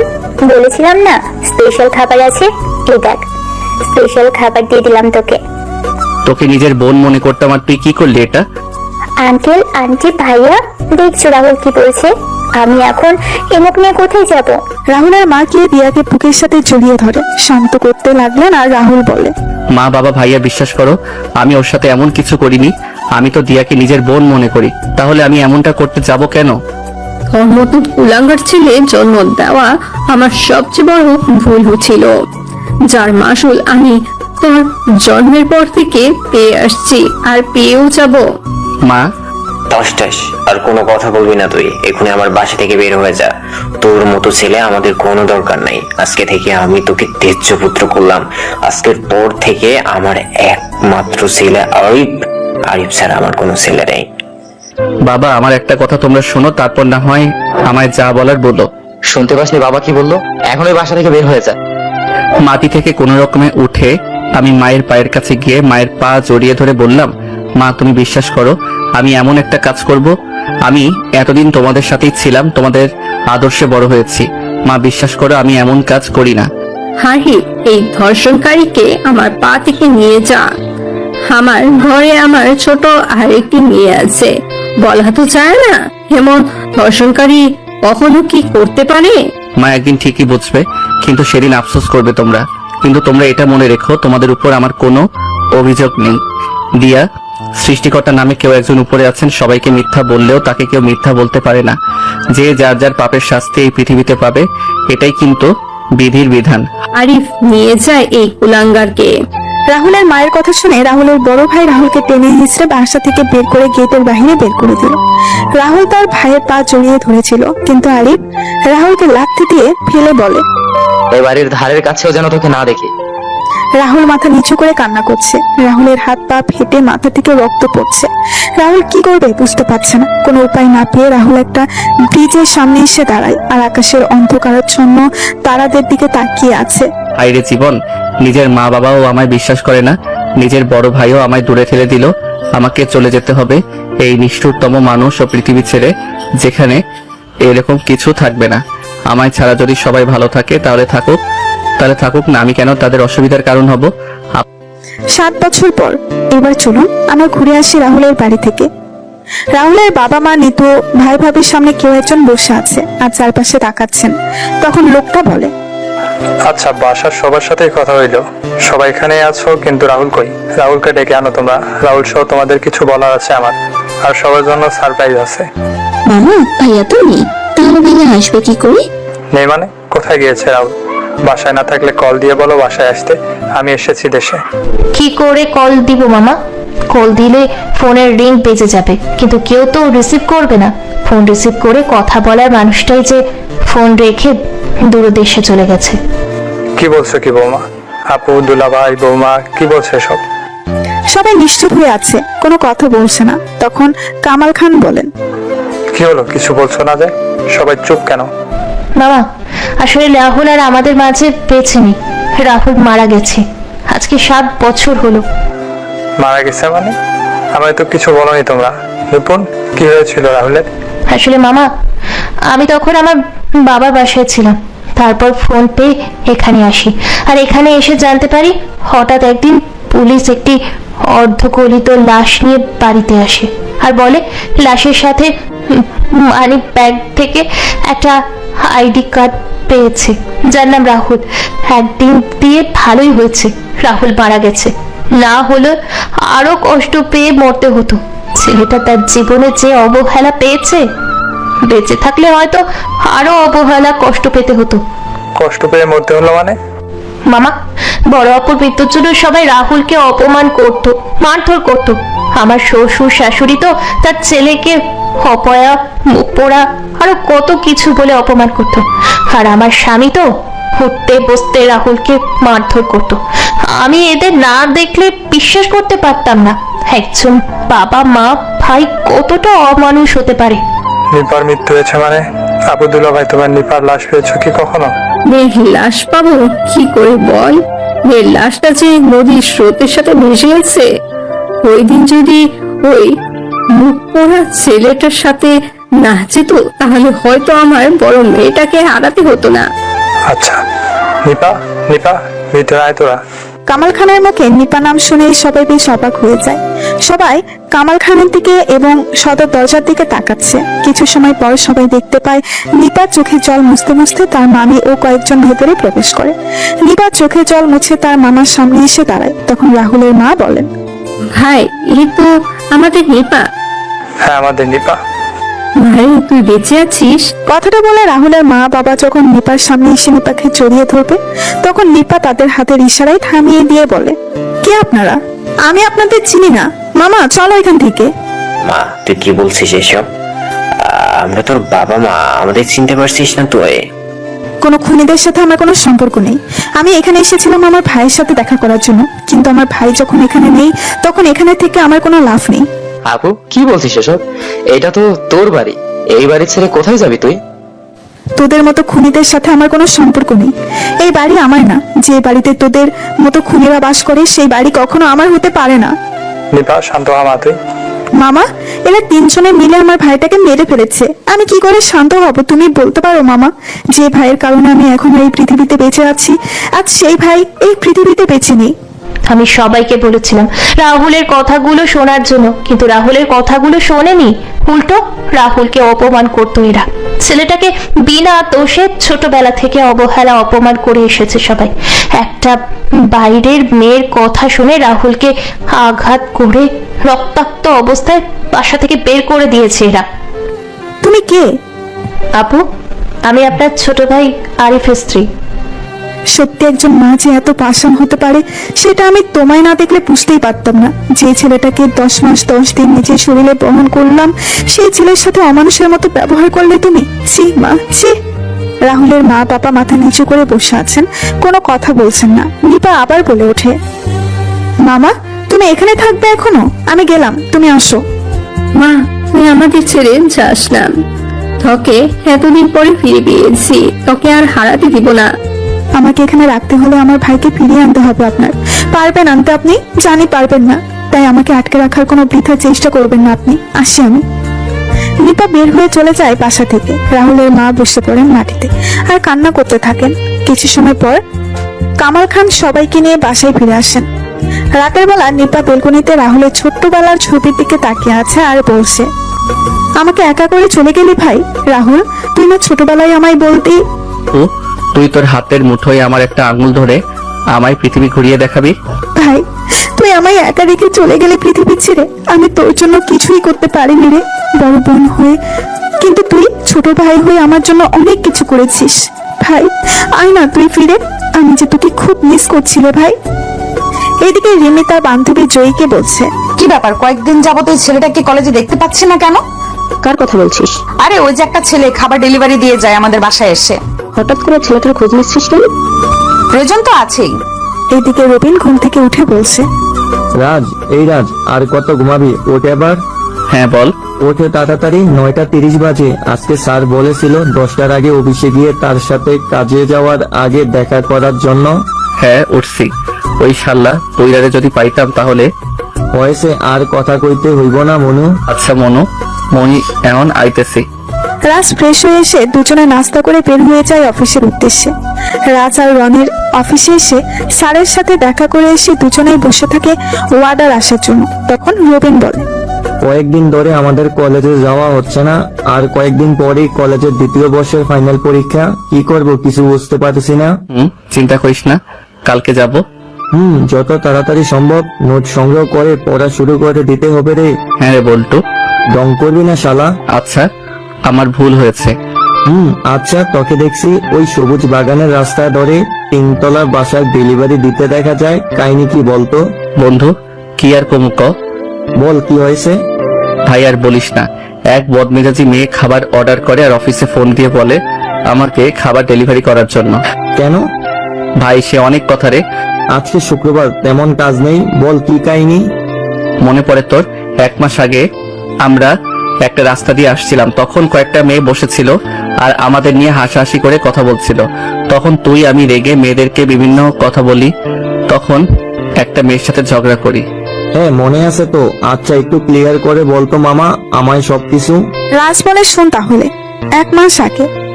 এই বদমেজাজি কথাটা কে বলেছে? কেন? বলতে বলেছি তোদের। রবিন চল তো, এখানে থেকে কোনো লাভ নেই। ওই আমার কথার উত্তর না দিয়ে এখান থেকে তোরা যেতে পারবি না। শুধু শুধু ঝামেলা করেছেন কেন বলুন তো? ঝামেলা কি আমি করছি? রবিন চল তো। এই বেয়াদব বদমেজাজি মেয়ের সাথে কথা বলে লাভ নাই। এই ধুর যা। রাজ আর রনির সেখান থেকে চলে আসে। পরের দিন সকালে রাজ কলেজ থেকে ফিরে কাজে লেগে যায়। তখন একটা খাবারের অর্ডার আসে। রাজ খাবারের অর্ডার নিয়ে চলে যায় ডেলিভারি দিতে। রাজ একটা বাসার সামনে এসে বেল দিল। কিছু সময় পর কেউ একজন দরজা খুলে দিল। রাজ তার ব্যাগ থেকে খাবার বের করতে করতে বলল, স্যার এই নিন আপনার অর্ডার করা খাবার। চোখে কি মাথা খেয়েছেন? বদমেজাজি, সরি, কিন্তু এখানে তো আরমান শিকদারের নাম লেখা। উনি আমার বাবা। আচ্ছা খাবারগুলো দে। এই নেন। কিছু সময় পর রাজ টাকা নিয়ে সেখান থেকে চলে আসে। পরের দিন সকালে রাজকে তার অফিস থেকে কল দিয়ে বলে তাকে একটা অর্ডার দেওয়া হয়েছে এবং মোবাইল নাম্বার ও ঠিকানা বলে দেওয়া হয়। রাজ খাবার পিক করে অফিস থেকে দেওয়া ঠিকানায় চলে যায়। রাজ সেখানে গিয়ে দেখতে পায় একটা নির্জন রাস্তা, কেউ নেই। রাজ তখন ফোন বের করে ওই মোবাইল নাম্বারে কল দিল। হ্যালো কে বলছেন? হ্যালো ম্যাম, আপনার একটা খাবারের অর্ডার ছিল। আমি খাবার নিয়ে আপনার দেওয়া ঠিকানায় চলে এসেছি। ও, আমি তো ওই জায়গা থেকে চলে এসেছি। আচ্ছা, আপনি এক কাজ করুন, আমি হাতিমবাগ পয়েন্টে আছি, আপনি এখানে চলে আসুন। আচ্ছা। কিছু সময় পর রাজ হাতিমবাগ পয়েন্টে গিয়ে ওই নাম্বারে কল দিল। কল দেওয়ার কিছু সময় পর একজন মেয়ে আসে খাবার নেওয়ার জন্য। রাজ মেয়েটার হাতে খাবার নিয়ে বলে, ম্যাম এই নিন আপনার খাবার। ম্যাম বিলটা। এ কি, আমি কি ঠান্ডা খাবার খাবো নাকি? ম্যাম আমি গরম গরম খাবার নিয়ে বের হয়েছিলাম, কিন্তু সবুজবাগ থেকে এখানে আসতে আসতে খাবার ঠান্ডা হয়ে গেছে। আপনার বিল হয়েছে 560 টাকা। 560 টাকা মানে? আমার ফোন বের করে ম্যামকে দেখিয়ে বললাম, এই দেখুন ম্যাম, খাবারের দাম 480 টাকা আর ডেলিভারি চার্জ 80 টাকা। একে তো ঠান্ডা খাবার দিচ্ছিস, তার উপর বলছিস 560 টাকা। আমি 500 টাকা দিচ্ছি, এগুলো নিয়ে যা। ম্যাম আমি তো আপনার থেকে বেশি টাকা নিচ্ছি না, আমার ফোনের অ্যাপে যা এসেছে আমি সেটাই নিচ্ছি আপনার থেকে। কোনো কথা বলবি না, তাহলে আমি তোর অফিসে এখনই কল দিব আর তোর প্রোফাইল রেটিংও কমে দিব। এই নে 500 টাকা। জয়ী কথাটা বলে চলে যায়, কিন্তু রাজ জয়ীকে অনেকবার ডেকেছিল কিন্তু জয়ী দাঁড়ায়নি। জয়ী গাড়ি করে চলে যায়। রাজ কোনো উপায় না পেয়ে ওই জায়গা থেকে কাজ শেষ করে বাসায় চলে আসে। এভাবে 20 দিন রিমি আর জয়ী রাহুলকে খাবার নিয়ে ঘুরিয়েছিল। রাহুল একবার চিন্তা করছিল, কিন্তু বাস্তবতার কথা চিন্তা করে আর চাকরি ছাড়তে পারেনি বর্তমান। ওই থেকে চলেছে বন্ধু আমার ওই বাড়িতে যাওয়া আসা। বন্ধু, তোকে একটা কথা বলা হয়নি রে। কি কথা? ওই মেয়ে কিন্তু আমাদের সাথে পড়ে, আমার কলেজে এবং একই ডিপার্টমেন্টে। কি? হ্যাঁ রে, আমি সেদিন কিছু কাজে কলেজে গিয়েছিলাম, তখন দেখেছি। তাহলে আমি শেষ বন্ধু। ওই মেয়ের বাবা হলো আমাদের এখানকার কাউন্সিলর।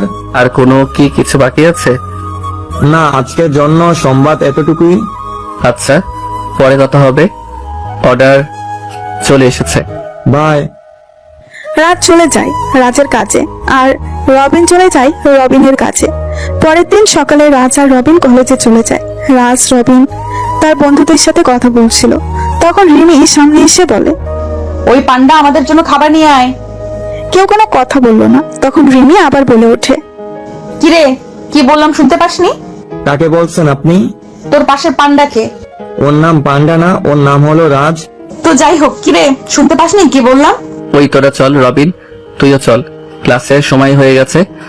রাজ উঠে কয়েকবার সামনে এগোতেই রিমি রাজের কলার চেপে ধরে বলে, তুই আমার কথা অমান্য করার সাহস পেলি কোথা থেকে? তুই জানিস আমি কার মেয়ে?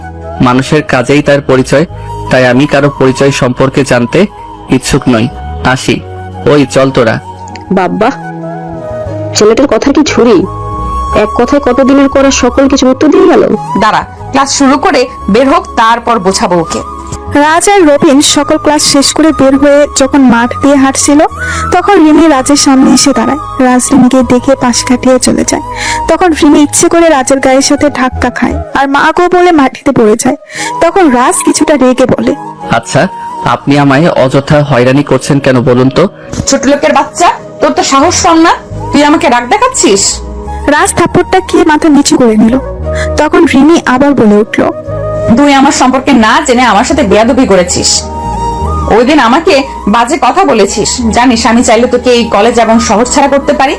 মেয়েটার মুখে কলেজ ও শহর ছাড়ার কথা শুনে কিছুটা ভয় হলো। তখন বললাম, ম্যাম ওই দিনের কাজের জন্য আমি আমার ভুল স্বীকার করছি, তবুও আমায় এই কলেজ ছাড়া করবেন না।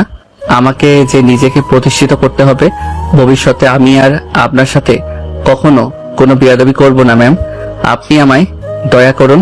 যা, ক্ষমা করে দিলাম এবারের মতো তোকে। রাজ আর রবিন কলেজ থেকে বের হয়ে আসে। রাজ আর রবিন বাসায় এসে খাওয়া দাওয়া শেষ করে কাজের উদ্দেশ্যে বের হয়। রাস্তার ফোনে আসা ওয়াটারগুলো রিসিভ করে খাবার ডেলিভারি দেওয়া শুরু করলো।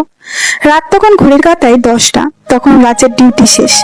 রাজ একটা দোকানে ঢুকে হাত ধুয়ে খাবার অর্ডার করে খাবারের অপেক্ষা করতে থাকে। কিছু সময় পর খাবার আসলে রাজ যখন খাওয়া শুরু করবে, তখনই রাজের ফোন বেজে ওঠে। রাজ খাবার মুখে না তুলেই ফোন হাতে নিয়ে দেখতে পায় তার অফিস থেকে কল।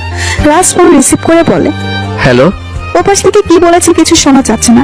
রাজ একবার খাবারের দিকে তাকিয়ে বলে, স্যার আমি মাত্র খাবার খেতে বসেছি, আমি খাবারটা খেয়ে যাচ্ছি অর্ডার নিয়ে। রাজ ফোনটা রেখে খাবারের দিকে একবার তাকাচ্ছে আর একবার ফোনের দিকে। রাজ খাবার রেখে হাত ধুয়ে বিল দিয়ে বের হয়ে যায়। রাজ বের হওয়ার আগেই দোকানে গিয়ে বলে, মামা এই খাবারটা কোনো অসহায়কে দিয়ে দিবেন। রাজ বের হয়ে রেস্টুরেন্ট থেকে খাবার নিয়ে চলে যায় ডেলিভারি করার জন্য। রাজ ডেলিভারি সম্পন্ন করে বাসায় ফিরতে ফিরতে রাত প্রায় 12টা বেজে যায়। রাজ বাসায় প্রবেশ করতেই রবিন বলে, কি রে এত দেরি হলো যে? আরে বলিস না, হঠাৎ করে অফিস থেকে কল দিয়ে বলে খাবার নিয়ে যাওয়ার জন্য। খাওয়া দাওয়া করিস সুইট? হ্যাঁ করেছি, তুই করেছিস? রবিন কোনো কথা না বলে চলে যায় সেখান থেকে। রাজ বাথরুমে গিয়ে ফ্রেশ হয়ে বের হতেই দেখতে পায় রবিন খাবার হাতে দাঁড়িয়ে আছে। তখন রাজ বলে, খাবার খাসনি তুই এখনো? কথা না বলে খেয়ে নেই, আমি তোকে ভালো করে চিনি, সো আমার সাথে মিথ্যা বলে লাভ নেই। আচ্ছা বাদ দে, আমি খাইয়ে দিচ্ছি। রবিন কথাটা বলে রাজকে বিছানায় বসিয়ে খাবার খাইয়ে দিতে লাগলো। রাজ খাবার খাচ্ছে আর কান্না করছে। তখন রবিন বলে, কান্না করছিস কেন? তুই না থাকলে আমার কি হতো বল? সত্যি আমি তোকে বন্ধু হিসেবে পেয়েছি। ফার্ম দিস না তুই আমায়, শালা তোকে খাইয়ে দিচ্ছি। এখন আর কিছুদিন পরে তুই যখন বিয়ে করবি তখন তোর স্ত্রীর হাতে রান্না খাওয়াতে হবে কিন্তু। চিন্তা করিস না, তোর বউ তো আমার বউ আর আমার বউ তোর ভাবি।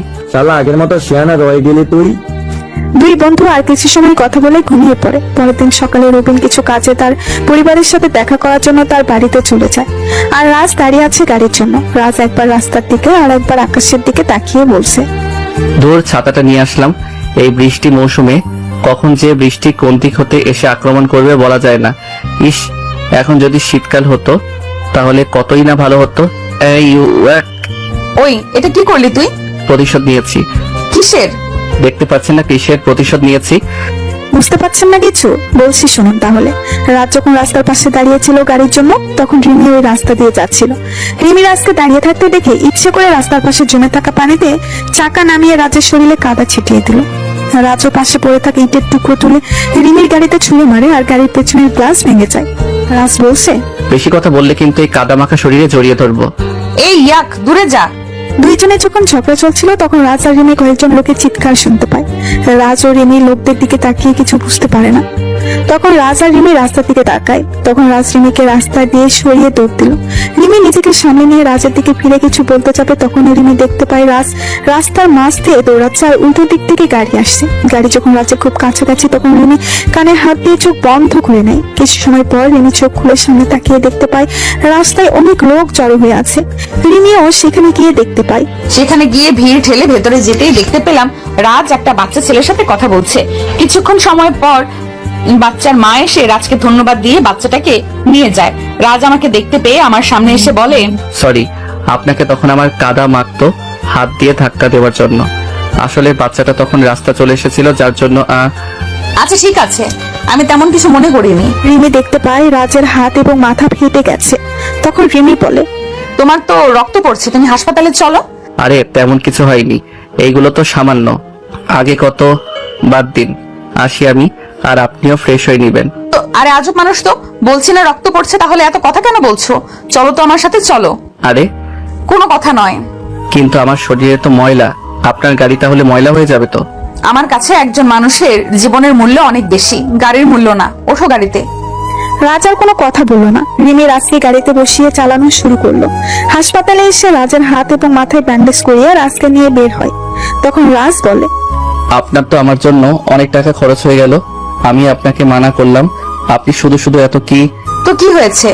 আমি আপনার গাড়ির গ্লাস ভেঙে ফেললাম, তারপর আপনি আমায় চিকিৎসা করালেন। ভুল তো তোমার একার ছিল না, ভুল আমারও ছিল। চলো তোমার বাসায় নামিয়ে দেই। না লাগবে না, আমি যেতে পারবো একা একা। আচ্ছা তোমার ঘাড়ের সব কয়টা রক কি বাঁকা? সবসময় তো না করো কেন? রক বাঁকা হতে যাবে কেন? আপনি যে আমার মতো একজন গরিবের জন্য এত কিছু করলেন, এটাই তো অনেক আমার কাছে। এত না করো কেন বলতে পারো? আমাকে কাজে যেতে হবে, তাই মানা করেছি আপনাকে। আমাকে সামনের মোড়ে নামিয়ে দিন আপনি। এই অবস্থায় কাজে যাবে তুমি? কাজ করলে টাকা পাই, আর সেই টাকা দিয়ে নিজের পেট চালাই। কাজে না গেলে কে আমাকে এমনি এমনি টাকা দিবে শনি? তুমি বাসায় যাও, আজকে কাজ করতে হবে না। কাজ না করলে বেতন পাবো কোথা থেকে? ওয়েট, দাঁড়াও। হ্যালো বাবা। রিমি তার বাবার সাথে কথা বলে ফোন রাখার কিছুক্ষণ পর রাহুলের ফোন বেজে ওঠে। রাহুলের ফোন রিসিভ করে বলে, হ্যালো, জি স্যার। আচ্ছা স্যার। কি কাজে যাওয়া লাগবে তোমার এখন? না, কল দিয়ে আজকে যেতে মানা করলো। রাহুল রিমির সাথে রিমির গাড়ি করে বাসায় ফিরে আসে। রাতের বেলা রাজ রবিনকে কল দিল। কি রে, কি করছিস? বসে আছি, তুই? আমি ওরে। রাত শোন, আমাকে না 1 সপ্তাহ বাড়িতে থাকতে হবে। বাড়িতে অনেক কাজ, আর আমি অফিস থেকে ছুটি নিয়েছি। আমি বাসায় বসে সবকিছু দেখছি।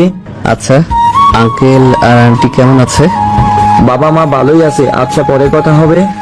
রাজ ফোন রাখতেই একটা আননোন নাম্বার থেকে রাজের ফোন আসে। রাজ কল রিসিভ করে বলে, হ্যালো, কে বলছেন? আমি বলছি। আমিটা আবার কেমন নাম? আমি রিমি বলছি। এই, আপনি আমার নাম্বার পেলেন কোথা থেকে? পেয়েছি রাস্তার পাশে একটা বিদ্যুতের খাম্বাতে। কেন কল দিয়েছেন? প্রেম করার জন্য। কি? এত কথা বলিস কেন? মেডিসিন খেয়েছিস? না, খাইনি। কেন? পড়া শেষ করে খেয়ে নিব। এখন রাত 12টা বাজে, এখনো খাবার খাসনি? পড়ছিস? এখন খাবো। আচ্ছা, খাবার খেয়ে নে তাহলে। রিমি কথাটা বলে ফোন রেখে দিল। রাজ খাবার খেয়ে ঘুমিয়ে পড়ে। এদিকে কেউ বলছে, কি বলছিস কি তুই? ফোনের উপাস থেকে কি বলছিস সেটা শোনা যাচ্ছে না। তখন জিপি বলে, বাহ, তাহলে তো ভালোই হয়েছে। এবার ওই রহিম চৌধুরীর পরিবারের সব কটাকে একসাথে যন্ত্রণা দিয়ে মারবো। এতদিন পারিনি, কিন্তু এখন শেষ করব। ছোটটাকে তো অনেক আগেই ওর পরিবার থেকে সরিয়ে দিয়েছি, এবার ওদের পাল্লা। এবার আমার মাস্টার রানীকে ফিরিয়ে আনতে হবে। জিপি ফোনটা কেটে তার ফোনের সেভ করা নাম্বারে কল দিল। কল রিসিভ হতেই জিপি বলে, রানীমা, এবার তোকে তো ফিরতে হবে, খেলা শুরু করতে হবে তোকে। রহিমের বড় মেয়ে ফিরে এসেছে, এবার বড় মেয়ের সাথে সব কটাকে কষ্টতে মারতে হবে। ফোনের উপাস থেকে কি বলছে কিচ্ছু শোনা যাচ্ছে না। তখন জিপি বলছে, চিন্তা নেই, 2 মাস পরে খেলা শুরু হবে। এবার তাহলে তুই তোর খেলা শুরু করে দে আরিফের সাথে ওইখানে বসে। জিপি ফোন রেখে হাসতে হাসতে ঘুমিয়ে পড়ে। পরের দিন সকালে রাজ রেডি হয়ে কলেজের দিকে হাঁটা দিল। কিছু দূর আসতেই দেখতে পায় রিমি গাড়ির সাথে হেলান দিয়ে দাঁড়িয়ে আছে। রাজ হেঁটে রিমির পাশ দিয়ে চলে যাচ্ছিল। তখনই রিমি রাজের সামনে গিয়ে বলে, গাড়িতে ওঠো। কেন? আমি হেঁটে যেতে পারবো। বললাম না গাড়িতে উঠতে? তাহলে এত কথা বলছিস কেন তুই? আচ্ছা, আপনি এমন করছেন কেন বলুন তো? আমায় আর কত দয়া করবেন বলুন। আমার মন বলেছে তাই করছি। ওঠ বলছি। আচ্ছা, আমি গরিব বলে কি আপনি আমায় দয়া করছেন? কি বললি তুই? রাজের কলার ধরে। আরে ছাড়ুন, কি করছেন কি? তাহলে গাড়িতে গিয়ে বস এক্ষুনি। রাজ আর কোনো কথা না বলে গাড়িতে গিয়ে বসে। রিমি গাড়ি চালানো শুরু করে। কলেজের ভেতরে এসে গাড়ি থামতে রাজ গাড়ি থেকে নেমে তার বন্ধুদের সাথে গিয়ে কথা বলা শুরু করে। রিমি গাড়ি থেকে নেমে তার বান্ধবীদের কাছে চলে যায়। তখন জয়ী বলে, কিরে, আজকে রাজাকে নিয়ে এসেছিস যে? নিয়ে এলাম। কাহিনী কি বলতো? কাহিনী কিছুই না, রাস্তায় পেলাম তাই সাথে করে নিয়ে এলাম এমনিতেই। ও আচ্ছা। কিছু সময় পর সবাই ক্লাসে চলে যায়। ক্লাস শেষ করে রাজ তার বন্ধুদের সাথে কথা বলছিল। তখনই রাজ একটা মেয়ের চিৎকার শুনতে পায়। রাজ সহ সবাই তাকিয়ে দেখতে পায় কয়েকজন ছেলে মিলে একটা মেয়েকে জোর করে টেনে নিয়ে যাচ্ছে। রাজ এটা দেখে কিছু সময় চুপ থেকে দাঁড়িয়ে ওইদিকে হাঁটা দিল। রাজের বন্ধুরা রাজকে নিষেধ করেছিল, কিন্তু রাজ শুনেনি। রাজের পেছন পেছন রিমি, জয়ী ও তার বন্ধুরা আসে। রাজ ছেলেগুলোর সামনে গিয়ে বলে, কি সমস্যা ভাই? তোমরা মেয়েটাকে এভাবে নিয়ে যাচ্ছ কেন? সেটা কি তোকে বলতে হবে? অবশ্যই, একটা মেয়েকে জোর করে নিয়ে যাচ্ছেন আর মেয়েটা চিৎকার করছে। ও আমার গার্লফ্রেন্ড। আপু, উনি কি তোমার বিএফ হয়? না ভাইয়া, আমি এনাকে চিনি না। উনি আমায় ক্লাস থেকে জোর করে কোনো কথা না বলে নিয়ে যাচ্ছে। ভাইজান, ছেড়ে দিন এই আপুকে। তুই জানিস আমি কে? তুই জানিস আমার পরিচয় কি? পরিচয় নিয়ে তুই পানি খা। আপু, তুমি যাও। আমি হলাম বাংলাদেশের বিজনেসম্যান জাহিদ পারভেজের একমাত্র ছেলে সাইদ। এই মেয়ে তো আমি নিয়েই যাব। সাইদের কথা শুনে রাহুলের চেহারায় একটা হিংস্র রূপ ফুটে ওঠে। রাজের কপালে রগগুলো ফুলতে লাগলো। সেটা খেয়াল কেউ না করলেও রিমি খেয়াল করে। তখন রাজ বলে, এই ভাই, এত ঝামেলা করছেন কেন বলুন তো? ঝামেলাতে এখনো করিনি, তুই চলে যা এখান থেকে, তাহলে কোনো ঝামেলা না। সাইদ যখনই নিতুর হাত ধরতে যাবে তখনই নিতু রাজের পেছনে এসে রাজের বাম হাত চেপে ধরে বলে, ভাইয়া আমায় বাঁচান আপনি, প্রিয় মানুষটা আমায় মেরে ফেলবে। এই ছেলে কি করবে? জানিস আমার পাওয়ার কি? তোকে তো আমি বিয়ে করবো, যদি না পারি তাহলে তোকে আমার এক রাতের জন্য হলেও চাই। চল তুই সাইদ যখন নিতুর হাত ধরতে যাবে তখন রাজ সাইদের ডান হাত মুচড়ে দিয়ে চেপে ধরে। আপুটা যখন চাইছে না তোর সাথে যেতে, তাহলে জোর করছিস কেন? তোদের মতো ছেলেদের কারণে মেয়েরা বাইরে চলাচল করতে পারে না। মন তো চাচ্ছে তোর চোখের মণিগুলো বের করে নেই। এত সুন্দর মেয়ের সাথে এত সুন্দর। না, তোকে তোর ভাষায় বোঝাতে হবে দেখছি। রাজ কথাটা বলে সাইদও তার সাথে সবাইকে মারতে লাগলো। সাইদকে মেরে মাটিতে ফেলে রেখে রাজ নিতুকে নিয়ে সেখান থেকে চলে যায়। রাজ নিতুকে জিজ্ঞাসা করে, আপু তুমি ছেলেটাকে চিনো? আমার বাবার বন্ধুর ছেলে। ওই ছেলেটা খারাপ ছেলে। আপু তুমি এখন বাসায় যেতে পারো। ধন্যবাদ ভাইয়া। নিতু চলে গেলে রাজও পেছনে ঘুরে যেই সামনে হাঁটতে যাবে তখন রিমি বলে, ওয়েট নায়ক সাহেব, নায়ক মানে? কালকে একটা বাচ্চার প্রাণ বাঁচালে আর আজকে একটা মেয়েকে বাঁচালে, তাই বললাম। কালকে যেটা করেছে সেটা আমার দায়িত্ব ছিল, আজকে ও যা করছিস সেটাও আমার দায়িত্ব ছিল। বুঝলাম। আমি কি যেতে পারি এখন? আমি কি জড়িয়ে ধরেছি তোমায়?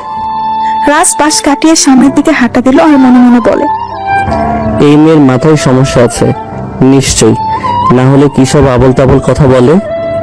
এর থেকে দূরে থাকতে হবে, এদের মতো বড় লোকদের বিশ্বাস করতে নেই।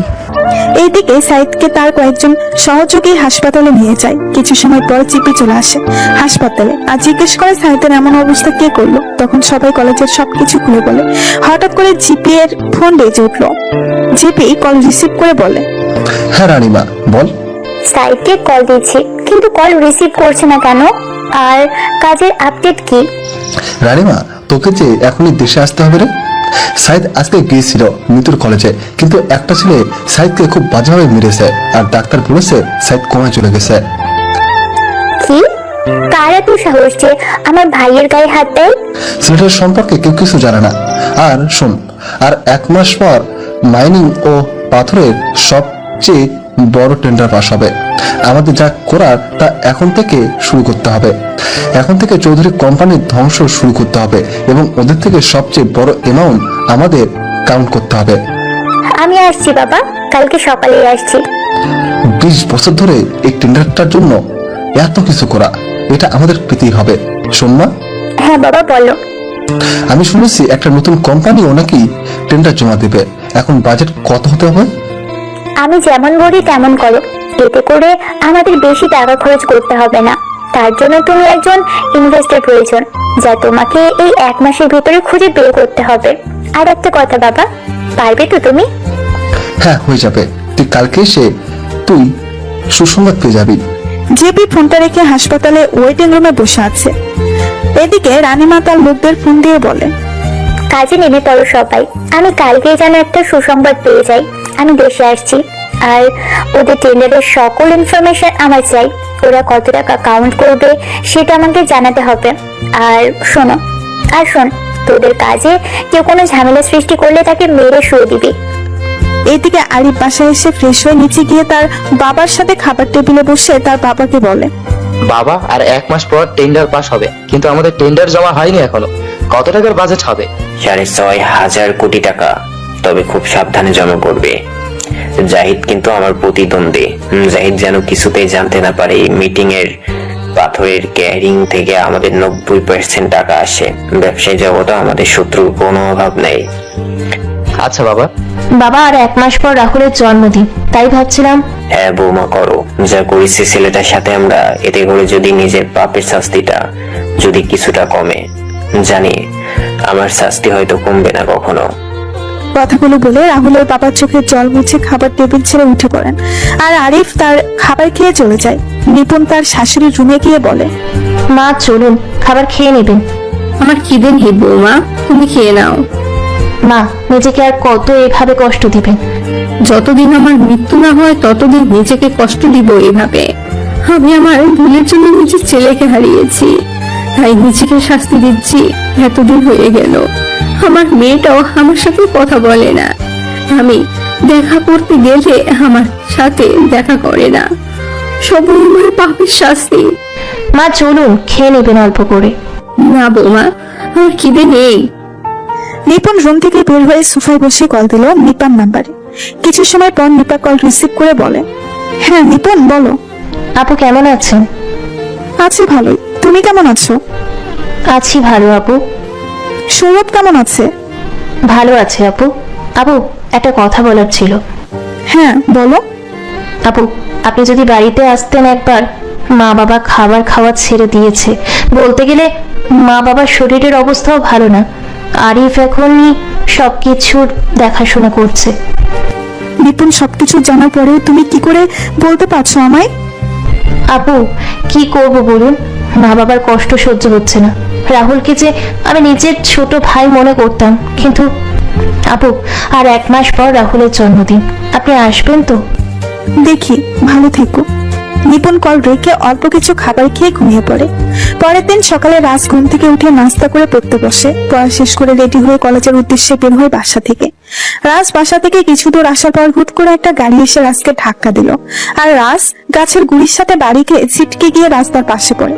গাড়ি থেকে কয়েকজন লোক নেমে এসে রাজের পাশে দাঁড়ায়। লোকগুলো রাজের রক্তাক্ত ছবি তুলে নিয়ে কিছুক্ষণ পর লোকগুলো চলে যায়। রাজকে রিমি কল দিয়ে যাচ্ছেন, কিন্তু ফোন রিসিভ হচ্ছে না। একদিন পর রাজের জ্ঞান ফিরছে। রাজ পাশে তাকিয়ে দেখতে পায় রাজের পাশে রবিন আর রিমি বসে আছে। তখন রাজ বলে, কিরে রবিন, তুই এখানে কেন? তোর জ্ঞান ফিরেছে, তারা আমি ডাক্তার নিয়ে আসছি। এখন কেমন লাগছে তোমার? ভালো। যাক বাবা। এই যে ম্যাম, আপনি এখানে কি করে? চোখ মুখ ফ্যাকাশে হয়ে আছে কেন? কি হলো, কথা বলছেন না কেন? আমি এখানে থাকলে কি সমস্যা হবে? এত তেরা তেরা কথা বলেন কেন? আসুন ডাক্তার আসুন। ডাক্তার এসে রাহুলকে দেখে পরীক্ষা করে চলে যায়। তখন রবিন বলে, এখন বলতো কি করে হলো এমনটা? আরে আমি কলেজে আসছিলাম, তখনই হঠাৎ করে একটা গাড়ি এসে আমায় ধাক্কা মারে। আর আমি কি জানি একটার সাথে ধাক্কা খেলাম, তারপর বলতে পারি না কিছুই। দেখে শুনে চলাফেরা করবি না। আমাকে দেখে তোর বাচ্চা মনে হয় কি রবিন? বাচ্চা না হলে এমন হতো নাকি? এই রবিন, এই বদমেজাজি মেয়ে এখানে কেন? কি বললি তুই? আমি বদমেজাজি? হ্যাঁ বলেছি। কি করবি? তোরে আমি কাঁচা খেয়ে ফেলবো কিন্তু। তোকে বদমেজাজি মেয়ে বলা ভুল হয়েছে আমার। তুই তো আস্ত একটা রাক্ষসী মেয়ে। সারা আজকে তোরে। আয় এদিকে, তোকে তো আমি। এই চুপ, একদম চুপ। কি শুরু করেছিস তোরা বাচ্চাদের মতো? রাজরিমি না থাকলে কি হতো তোর? মানে উনি না থাকলে কি হতো? রবিন বাদ দে না। রিমি তোকে হাসপাতালে নিয়ে এসেছে খুব বাজে অবস্থায়, আর তারপর বাসিদি থেকে আমার নাম্বার নিয়ে আমাকে কল দিয়ে আসতে বললো। তার মানে ওই রাক্ষসী মেয়ে কি আমাকে? রবিন তোকে বলেছিলাম ওরা না বলতে। দেখছিস না কেমন করে আমায় দোষী মনে করছে? এই জন্যই কথায় বলে মানুষের ভালো করতে নেই। রাক্ষসী মেয়ে মানুষের ভালো করেছে, এটা লোকে শুনলে হাসবে। রবিন আমি গেলাম। রিমি কথাগুলো বলে কেবিন থেকে বের হয়ে যায়। তখন রবিন রাজের পাশে বসে বলে, মেয়েটা তোর জন্য এত কিছু করলো, আর তুই মেয়েটাকে কথা শুনিয়ে দিলি। ওর রাগানির চেহারা দেখতে আমার ভালো লাগে, তাই ওকে রাগালাম। চিন্তা করিস না, কালকে সকালে চলে আসবে। জানিস তোর এমন রক্তাক্ত অবস্থা দেখে রিমি কান্না করেছিল। তুই জানলি কেমনে? রিমি আমায় কল করে কান্না করে বলছিল তোর অ্যাক্সিডেন্টের কথা। আমিও তোর এমন খবর শুনে কাজ ফেলে এখানে চলে আসি। তাহলে কি বেশি বেশি করে ফেললাম? করেছিস। আচ্ছা বলতো কে এমন কাজটা করলো? জানি না, তবে তবে কি? আমার চোখ বন্ধ হওয়ার আগে আমি কয়েকজন লোককে দেখি, তবে তাদের চেহারা ক্লিয়ার না রে, ঝাপসা দেখেছিলাম। রাস্তা হলে কি হতেও পারে। ওই দিকের কি খবর বলতো? খবর ভালো না রে, কেউ ভালো নেই। তবে একটা খুশির খবর আছে তোর জন্য। কি? মামা বাসায় এসেছিলেন এবং তার সাথে তার বড় বাগ্নি এসেছিল। কি তুই সত্যি বলছিস তো? হ্যাঁ রে। রাজ আর রবিন যখন কথা বলছিল তখন রবিনের ফোন বেজে ওঠে। রবিন ফোন নিয়ে বাহিরে চলে যায়। রবিন কল রিসিভ করে বলে, হ্যাঁ বল। ওপাশ থেকে কি বলছে কিচ্ছু শোনা যাচ্ছে না। রবিন হঠাৎ করে চিৎকার দিয়ে বলে, কি বলছো কি? আমি তো কালকে আসার সময় ও সবাইকে বাসায় দেখলাম। তাহলে বাসার বাইরে মানে? এক রাতের ভিতরে কি এমন হলো সবাই যে বাসা থেকে বের হয়ে গেলেন? রবিন ফোনের উপাস থেকে সব শুনে ফোন কেটে দিয়ে রুমের ভেতরে প্রবেশ করে আর পায়চারি করতে লাগলো। রাজ রবিনকে রাগান্বিত দেখে বলে, কি হয়েছে? তুই এমন রেগে আছিস কেন? কিছু না। রবিন, কি হয়েছে আমায় বল। তোর রেগে যাওয়া মানে কিছু একটা হয়েছে? বাড়ি থেকে কল এসেছিল। আঙ্কেল আন্টি ঠিক আছে তো? মা বাবা ঠিক আছে, কিন্তু আমি তো কালকে সবকিছু ঠিক দেখে এলাম। তাড়াতাড়ি করে গাড়ি নিয়ে আসতে বল, আমি এখনই বের হব। আর আমার লোকদের সামনে আসতে বল। রাজ, তুই অসুস্থ এই অবস্থায়? রবিন, আমি ঠিক আছি, আমি তোকে যা বললাম সেটা কর। রাজের কথা শুনে রবিন তার ফোন বের করে কল দিল একটা নাম্বারে। উপাস থেকে কল রিসিভ করে সালাম দেওয়ার পর রবিন সালামের উত্তর দিয়ে বলে, গাড়ি নিয়ে এই হাসপাতালে চলে আসো এবং হেলিকপ্টার রেডি রাখতে বলো। আর হ্যাঁ, সবাইকে বলবি সিলেটে আসতে। কিছু সময় পর রাজ আর রবিন বসে আছে হেলিকপ্টারে। রাজ চোখ বন্ধ করে বসে আছে আর রবিন কাউকে কল দিয়ে কথা বলছে। তখন রাজ রবিনকে বলে, রবিন, তোকে তোর 6 বছর আগের পুরাতন কাজ শুরু করতে হবে এবং তোর লোকদের কাজে লেগে পড়তে বল। আরে না, আমি এখন আর এইসব কাজ করা ছেড়ে দিয়েছি। এখন সব করলে নিজের এতদিনের ইমেজ খারাপ হয়ে যাবে। রবিন, তুই জানিস আমি কোনো কারণ ছাড়া তোকে কোনো কাজ করতে বলি না। আমার কথা বিশ্বাস না হলে তুই তোর পুরাতন অ্যাকাউন্টে লগ ইন কর, তাহলে বুঝতে পারবি। আসলে রবিন 6 বছর আগে একটা দলের হয়ে হ্যাকিং এর কাজ করত, কিন্তু কয়েক বছর আগে এসব ছেড়ে দিয়েছে। রবিন রাজের কথা মতো তার পুরাতন অ্যাকাউন্টে লগ ইন করে। রবিন তার অ্যাকাউন্টে লগ ইন করার পর রাজের দিকে তাকিয়ে আছে অবাক চোখে। তখন রাজ বলে, কিরে, সত্যি বললাম তো? আমি এতদিন সন্দেহ করছিলাম, কিন্তু 2 দিন আগে সেটা ক্লিয়ার হয়ে গেলাম। তুই জানলি কি করে ভাই? এবার বল তুই কি করবি? আমি কি তোকে বলে দিব সবকিছু? বন্ধু, কিছু বলতে হবে না, আমি করে নিচ্ছি। হেলিকপ্টার ল্যান্ড হওয়ার আগেই আপডেট পেয়ে যাবি। কোথায় যাচ্ছি আমরা, তুই কি জানিস কোনো খবর ওদের? জেনেছি। রাজ রবিন কিছু সময় পর হেলিকপ্টার থেকে নেমে একটা গাড়িতে ওঠে। রাজ আর রবিন একটা গাড়িতে এবং রাজদের পেছনে 7 থেকে 8টি গাড়ি আসছে। কিছু সময় পর রাজ আর রবিন একটা বাড়ির সামনে এসে গাড়ি থামে। রাজ গাড়ি থেকে নেমে তার লোকদের কিছু ছবি ও কয়েকটা ঠিকানা দিয়ে তাদের কাজে লেগে পড়তে বলল। রাজ তার লোকদের বিদায় দিয়ে বাড়ির সদর দরজার সামনে এসে বেল দিল। কিছু সময় পর কেউ এসে দরজা খুলে দিল। তখন রবিন বলে, ভাবি, কেমন আছেন আপনি? ভালো আছি, কিন্তু তোমায় চিনলাম না তো। ভাবি, আমি রবিন। রবিন, তুমি রাহুলের ছোটবেলার বন্ধু, তাই তো? হ্যাঁ ভাবি। ভাবি, সবাইকে একটু নিচে আসতে বলবেন। কেন? কিছু কথা বলার ছিল। নিপুণ সবাইকে নিয়ে নিচে আসলে রবিনকে দেখে রাহুলের মা বাবা আরিফ নিপা সবাই বেশ অবাক হয়। তখন রবিন বলে ওঠে, নিপা আপু, কেমন আছো তুমি? ভালো আছি। আর তুই সেই ফাজিল রবিন না? হ্যাঁ আপু, রাহুলের সাথে খেলতে এসে কতবার তোমার কানমলা খেয়েছি। তবে এখন সবকিছু অতীত হয়ে গেছে রে ভাই। এসব হলো কি করে আপু? এটা তো আমার মা বাবা আর ভাই বলতে পারবে। আমি তো কিছুই জানি না। আমিও জানি না। যাক, তোকে অনেকদিন পর দেখলাম। তোরা দুইটাই আমাদের বাড়িতে কত মারামারি করতি, বাড়িটা পুরো গরম থাকতো। এখন সবকিছু অতীত। আপু, যদি বলি কিছু অতীত হয়নি। আমার ভাইটা বেঁচে নেই, এখনো তো সবকিছু অতীত। তোমাদের জন্য একটা গুড নিউজ আছে, সবার জন্য। কি গুড নিউজ? রাহুল, এই রাহুল, ভিতরে আয়। রবিনের কথা শুনে সবাই বসা থেকে দাঁড়িয়ে যায়। হঠাৎ করে সবাই সদর দরজার দিকে তাকায়। তখনই সবাই দেখতে পায় একটি ছেলে টি শার্ট গায়ে, মাথায় ব্যান্ডেজ, ভেতরে প্রবেশ করে। তখন রবিন বলে, রবিন, কিছু বুঝলাম না, কেউ? আর তুই রাহুল বললি মানে? আপু, এই হচ্ছে তোমাদের 7 বছর আগে হারিয়ে যাওয়া রাহুল। রবিনের কথা শুনে নিপা আপু এসে রাহুলের সামনে দাঁড়ায়। তারপর রাহুলের বাম হাতে কিছু একটা খোঁজ করতে থাকে। তখনই নিপা রাহুলকে জড়িয়ে ধরে কান্না করতে থাকে। রাহুলও নিপাকে জড়িয়ে ধরে কান্না করছে। রাহুল নিপাকে ছেড়ে দিয়ে নিপার চোখের জল মুছে দিয়ে তার ভাবির সামনে গিয়ে বলে, ভাবি, কেমন আছো? আমি কারোর ভাবি না। কে আপনি? ভাবি, তুমি আমায় চিনতে পারছো না? আমি না তোমার ছোট ভাই। তুই যদি আমার ছোট ভাই হতি তাহলে কখনো আমায় ছেড়ে যাওয়ার কথা ভাবতি না। হয়েছে, ডাক্তার আফাদের এই ভুসা করা মানায় না। আচ্ছা, আমার ভুল হয়েছে। আমি কি এখন তোমার পায়ে ধরবো? ধর। শখ কত, পারবো না। দাও, আমার মাকে আমার কাছে দাও। ভাবির মেয়ের নাম জলি। রাহুল যখন নিপুণের পা জড়িয়ে ধরতে যাবে তখন নিপুণ রাহুলকে জড়িয়ে ধরে। রাহুলও তার ভাবিকে জড়িয়ে ধরে। রাহুল তার বাবা মায়ের সামনে গিয়ে বলে, মা বাবা কেমন আছো তোমরা? রাহুলের কথা শুনে মা বাবা কান্না করতে লাগলেন।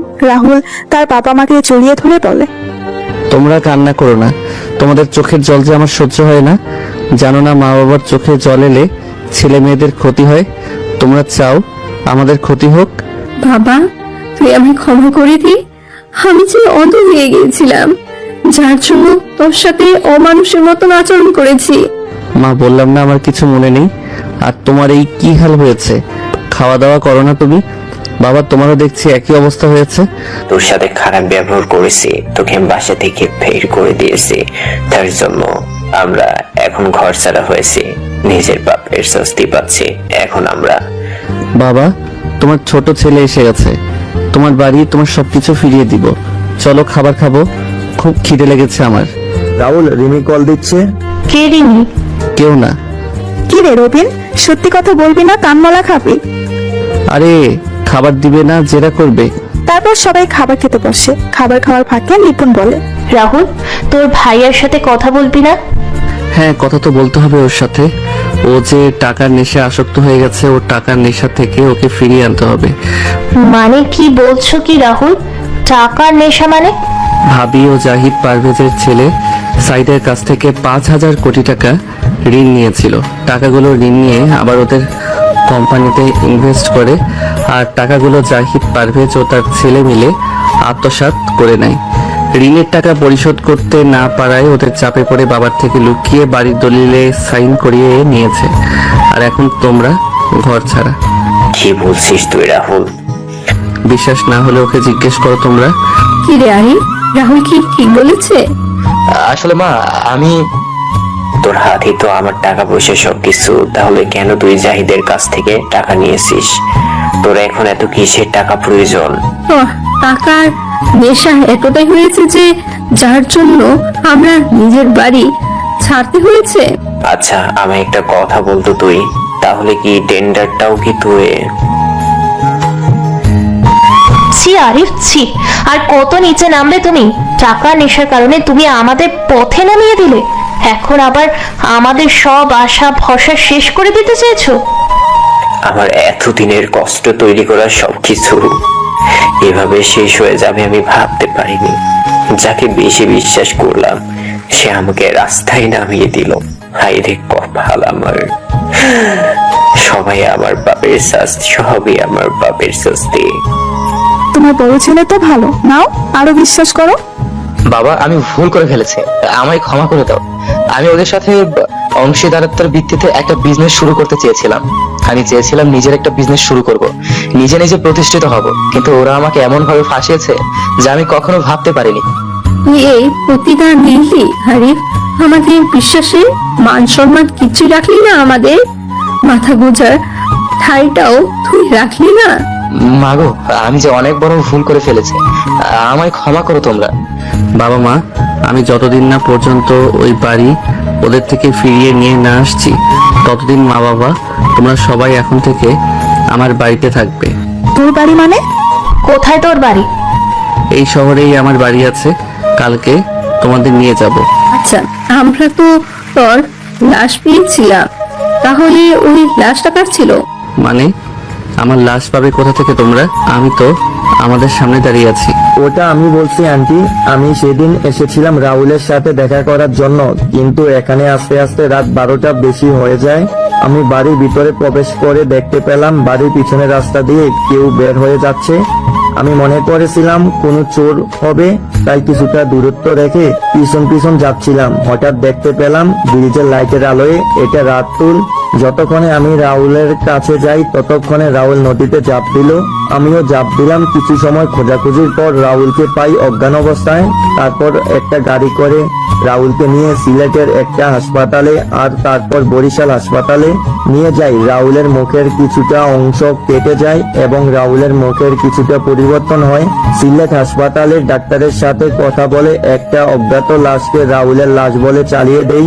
এই 6-7 বছর রাহুল আর আমি একসাথে ছিলাম আর এখনো আছি। রবিন, তোর কাছে আমরা সবাই কৃতজ্ঞ রে বাবা, তুই না থাকলে আমি ছেলেটাকে হারিয়ে ফেলতাম। রাহুল আমার বন্ধু, রাহুলকে কি করে আমি অকালে এমন করে হারিয়ে যেতে দিতাম বলো? এই রাহুল, নে কথা বল তুই। কার সাথে কথা বলবো? রিসিভ করে কথা বল, বুঝতেই পারবি। হ্যালো, ওই রবিনের বাচ্চা, কল রিসিভ করছিস না কেন? আমি রবিন না, আমি রাজ। ওই শালা, তোর ফোন অফ কেন? কখনো থেকে আমি কল দিয়ে যাচ্ছি তোদের? ওই বদমেজাজি, আমি তোর শালা হলাম কি করে? তার মানে তুই এই কুত্তা, বেশি কথা বলবি না, তাহলে কিন্তু খুন করে ফেলবো। কই তোরা? হাসপাতালে গিয়ে পেলাম না। আমরা এখন সিলেটে আছি। সিলেট কেন? কাজে এসেছি। কি কাজ? সেটা রবিন বলবে। ওই রবিন, কথা বল। তারপর রবিন রিমিকে সবকিছু বুঝিয়ে বলে। রাতের খাবার খেয়ে সবাই ঘুমিয়ে পড়ে। পরের দিন সকালে সবাই যখন নাস্তা করছিল, তখন নিপুণ রাহুলকে বলে, আচ্ছা রাহুল, নিপা আপুর বিষয়ে কিছু বল আমাদের। আপু কেন আমাদের থেকে এতদিন দূরে ছিল? সেটা কিছুদিন পরে মামা আর আপু নিজেই বলবে। রাহুল, মিস্টার বয় ও গ্র্যান্ড অফিসে এসে গেছে। মিটিং শুরু হতে কিছু সময় বাকি আছে। রবিন, কিসের মিটিং? আপু জানতে পারবে ধীরে ধীরে। একটু পরেই গাড়ি আসবে, তোমরা বাসায় চলে যেও। আসি আমরা। রাহুল আর রবিন বের হয়ে যায় বাসা থেকে। রাহুল গাড়ি চালাচ্ছে, তখন রবিন বলে, এই দেখ কালকে কি কথা হয়েছে ওদের সাথে। রবিন, আমার বিশ্বাস আছে তোর উপর, তাই আমার এসব দেখা লাগবে না। রাহুল, আজকে রানীমা বাংলাদেশে আসবে। কয়টার দিকে বাংলাদেশে আসবেও? বিকেল 4টা ফ্লাইটে। আসতে দে। আর শোন, লোক পাঠিয়ে নিতুকে এখানে নিয়ে আয়। বলা লাগবে না, আমি লোক পাঠিয়ে দিয়েছি। রাহুল আর রবিন অফিসে আসা মাত্র মিস্টার রয় আর গ্লেন এর সাথে মিটিং শুরু হয়। রাহুল মিস্টার রয় আর গ্লেনকে তাদের কোম্পানি তৈরি সকল প্রেজেন্টেশন, তাদের পণ্য সম্পর্কে মানুষের ধারণা কেমন, পণ্যের উৎপাদন প্রক্রিয়া আর গুণগত মান সবকিছু দেখাচ্ছিল। আর রবিন রাহুলকে সাহায্য করছিল। রাহুল, রবিন, গ্লেন আর রয়কে সবকিছু এক্সপ্লেন বসেছিল তাদের থেকে রেসপন্স পাওয়ার জন্য। তখন একজন আরেকজনের দিকে তাকিয়ে ধীরে ধীরে বলে, কি রে রবিন, কিছু বলছে না কেন? কি রকম করে সবকিছু দেখছে? এই অর্ডারটা না পেলে আমাদের প্রচুর লসের মধ্যে পড়তে হবে। মনে হয় আমাদের প্রেজেন্টেশন ওদের ভালো লাগেনি। আরে এত তাড়াতাড়ি হেরে যাচ্ছিস কেন? দেখি কি বলে। আরে দেখছিস না কেমন করে তাকিয়ে আছে আমাদের দিকে? বাইরে সাংবাদিকরা দাঁড়িয়ে আছে। যদি 19-20 হয় তাহলে আমাদের কোম্পানির লাল বাতি জ্বলে উঠবে। চুপ, সারা চুপ। রাহুল আর রবিন বাসায় এসে সবার সাথে খাবার খাচ্ছিল। তখনই সবাই শুনতে পায় নিউজে বলছে, এই প্রথমবারের মতো বাংলাদেশের কোনো কোম্পানির সাথে রাশিয়ার মতো উন্নত দেশের টপ কোম্পানি লুকাইলো কাজ করতে চলেছে। 40 বছরের বাংলাদেশের ইতিহাস এই অসম্ভব কাজটা সম্ভব করে দেখিয়েছে আর চৌধুরী কোম্পানি।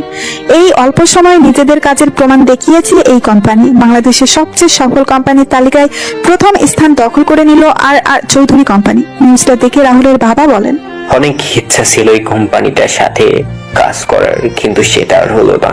কাজটা করতে পারলে আমরা এখন ওই আর চৌধুরীর কোম্পানির জায়গায় থাকতাম। বাবা, শুনেছি এবারে টেন্ডার ওই কোম্পানি জমা দিবে। আচ্ছা বাবা, যদি তোমার কখনো সুযোগ আসে তাহলে তুমি কি কাজ করবে ওদের সাথে? এসব কথা বলে কি আর লাভ হবে? এটা তো আর সম্ভব না। যদি সম্ভব হয় তুমি বলো করবে কিনা। কেননা ওদের সাথে কাজ করতে পারলে নিজেকে অনেক সৌভাগ্যবান মনে করবো। তৈরি থেকেও কাজ করার জন্য। আর মিস্টার আরিফ চৌধুরী, নিজেকে শুধরে নিয়ে কাজে লেগে পড়ো। এটাই কিন্তু শেষ সুযোগ। সিঙ্গাপুর থেকে ফিরে কাজ করতে হবে কিন্তু অনেক। সিঙ্গাপুরে যাবে কেন? ভাবির সাথে সিঙ্গাপুরে যাবে। সিঙ্গাপুর যাব কেন আমরা? ভাবি আর কত করবে তুমি এই পরিবারের জন্য? আর কত নিজের ক্ষতি করবে? এবার নিজের দিকে তাকাও, নিজের মেয়েটার দিকে তাকাও। নিজের ক্ষতি করবে মানে? কি হয়েছে নিপুণের? ভাবি, তুমি বলবে না আমি বলবো? রাহুল, আমার কি ক্ষতি হবে? তুই কি সব বলছিস? আরে রাহুল মজা করে বলছে কথাগুলো। ভাবি, আমরা সবকিছুই জানি। ভাবি, আমি সব জানি। ডাক্তার আঙ্কেল আমায় সব বলেছেন। কি হয়েছে নিপুণের? ডাক্তার আঙ্কেল কি বলেছে? আচ্ছা মা, তুই জানো না ভাবির কি হয়েছে? ভাবি তো তোমার এই পরিবারের সবার জন্য কত কষ্ট করেছে। না তো, আমি তা জানি না। কি হয়েছে নিপুণের? মা, ভাবির ব্রেন টিউমার, যা ভাবি কাউকে বলেনি। বরিশালে একটা অনুষ্ঠানে আমার ডাক্তার আঙ্কেলের সাথে দেখা হয়। কথায় কথায় তার হাতে থাকা একটা ফাইলের দিকে আমার চোখ পড়ে, আর আমি ভাবির নাম ও ছবি দেখতে পাই।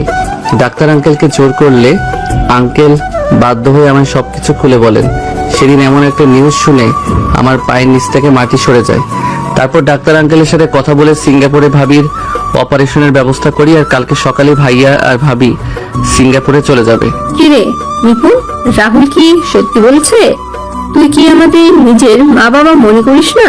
আসলে মা, বৌমা, এটা তোমার থেকে আশা করিনি। তুমি আমার থেকে এমন একটা রোগের কথা লুকিয়েছিলে। বৌমা, তুমি না একজন ডক্টর, তুমি তো জানো এই রোগের ভয়ানকতা। ভাইয়া তুইও জানিস না? আচ্ছা তুই কি মানুষ? নিপুণ, তুমি তো আমাকে কিছু বলনি। তুই না স্বামী? তাহলে তোকে বলতে হবে কেন? তোর শরীর খারাপ হলে ভাবি ঠিকই জানতে পারে, কিন্তু তুই, আচ্ছা তুই কি কখনো স্বামীর অধিকার অর্জন করতে পেরেছিস? ছুটেছিস তো শুধু টাকার পিছনে, না পালন করেছিস স্বামীর দায়িত্ব না বাবার দায়িত্ব। সেটা করবে কেন? টাকার পেছনে ছুটবে, কাকে কি বলবে সেটা জানে না। মা বাবার কারণে নষ্ট হয়ে গেছে পুরো। নিজের বইয়ের শরীর খারাপ এটা বুঝতে পারেনি। ও কি মানুষ? সবাই যখন কথা বলছিল তখনই বাসায় নিতু আর রিমি আসে। নিতু এসে তার বাবা মায়ের সাথে কথা বলে নেই। রাহুলকে দেখতে পেয়ে নিতু বলে, ভাইয়া আপনি এখানে? তুই রাহুলকে চিনিস? রাহুল মানে? আরে ইনি আমাদের কলেজের সিনিয়র রাজ ভাইয়া। উনি সেদিন আমায় সাইদের হাত থেকে বাঁচিয়েছিলেন। ভাইয়া না থাকলে সাইদ আমার সাথে সেদিন কি করতো একমাত্র সৃষ্টিকর্তাই জানেন। না রে মা, ওই হচ্ছে আমার হারিয়ে যাওয়া রাহুল। কি ওই সাইডের সাহস হলো কি করে তোর গায়ে হাত দেওয়ার? আমি তো ওই সাইডকে। এই যে এখন শুরু হলো তার নেতাগিরি। ভাইয়া শান্ত হ, সাইদকে আমি মেরেছি, এরপর সাইদ আর কিছু করতে পারবে না। সাইদ এখন কোমায় আছে, এত সহজে আর ফিরবে না। ভাইয়া মানে? তোর কি এখন বিশ্বাস হচ্ছে না আমি রাহুল? আমার কেমন যেন ভুলিয়ে যাচ্ছে সবকিছু। আয় আমার পাশে, না হলে কান টেনে হাতির মতো লম্বা করে দিব। ভাইয়া? নিতু রাহুলকে ভাইয়া বলে জড়িয়ে ধরে। রাহুল নিতুর সাথে কথা বলছিল, তখনই সবার নজরে পড়ে রিমির দিকে।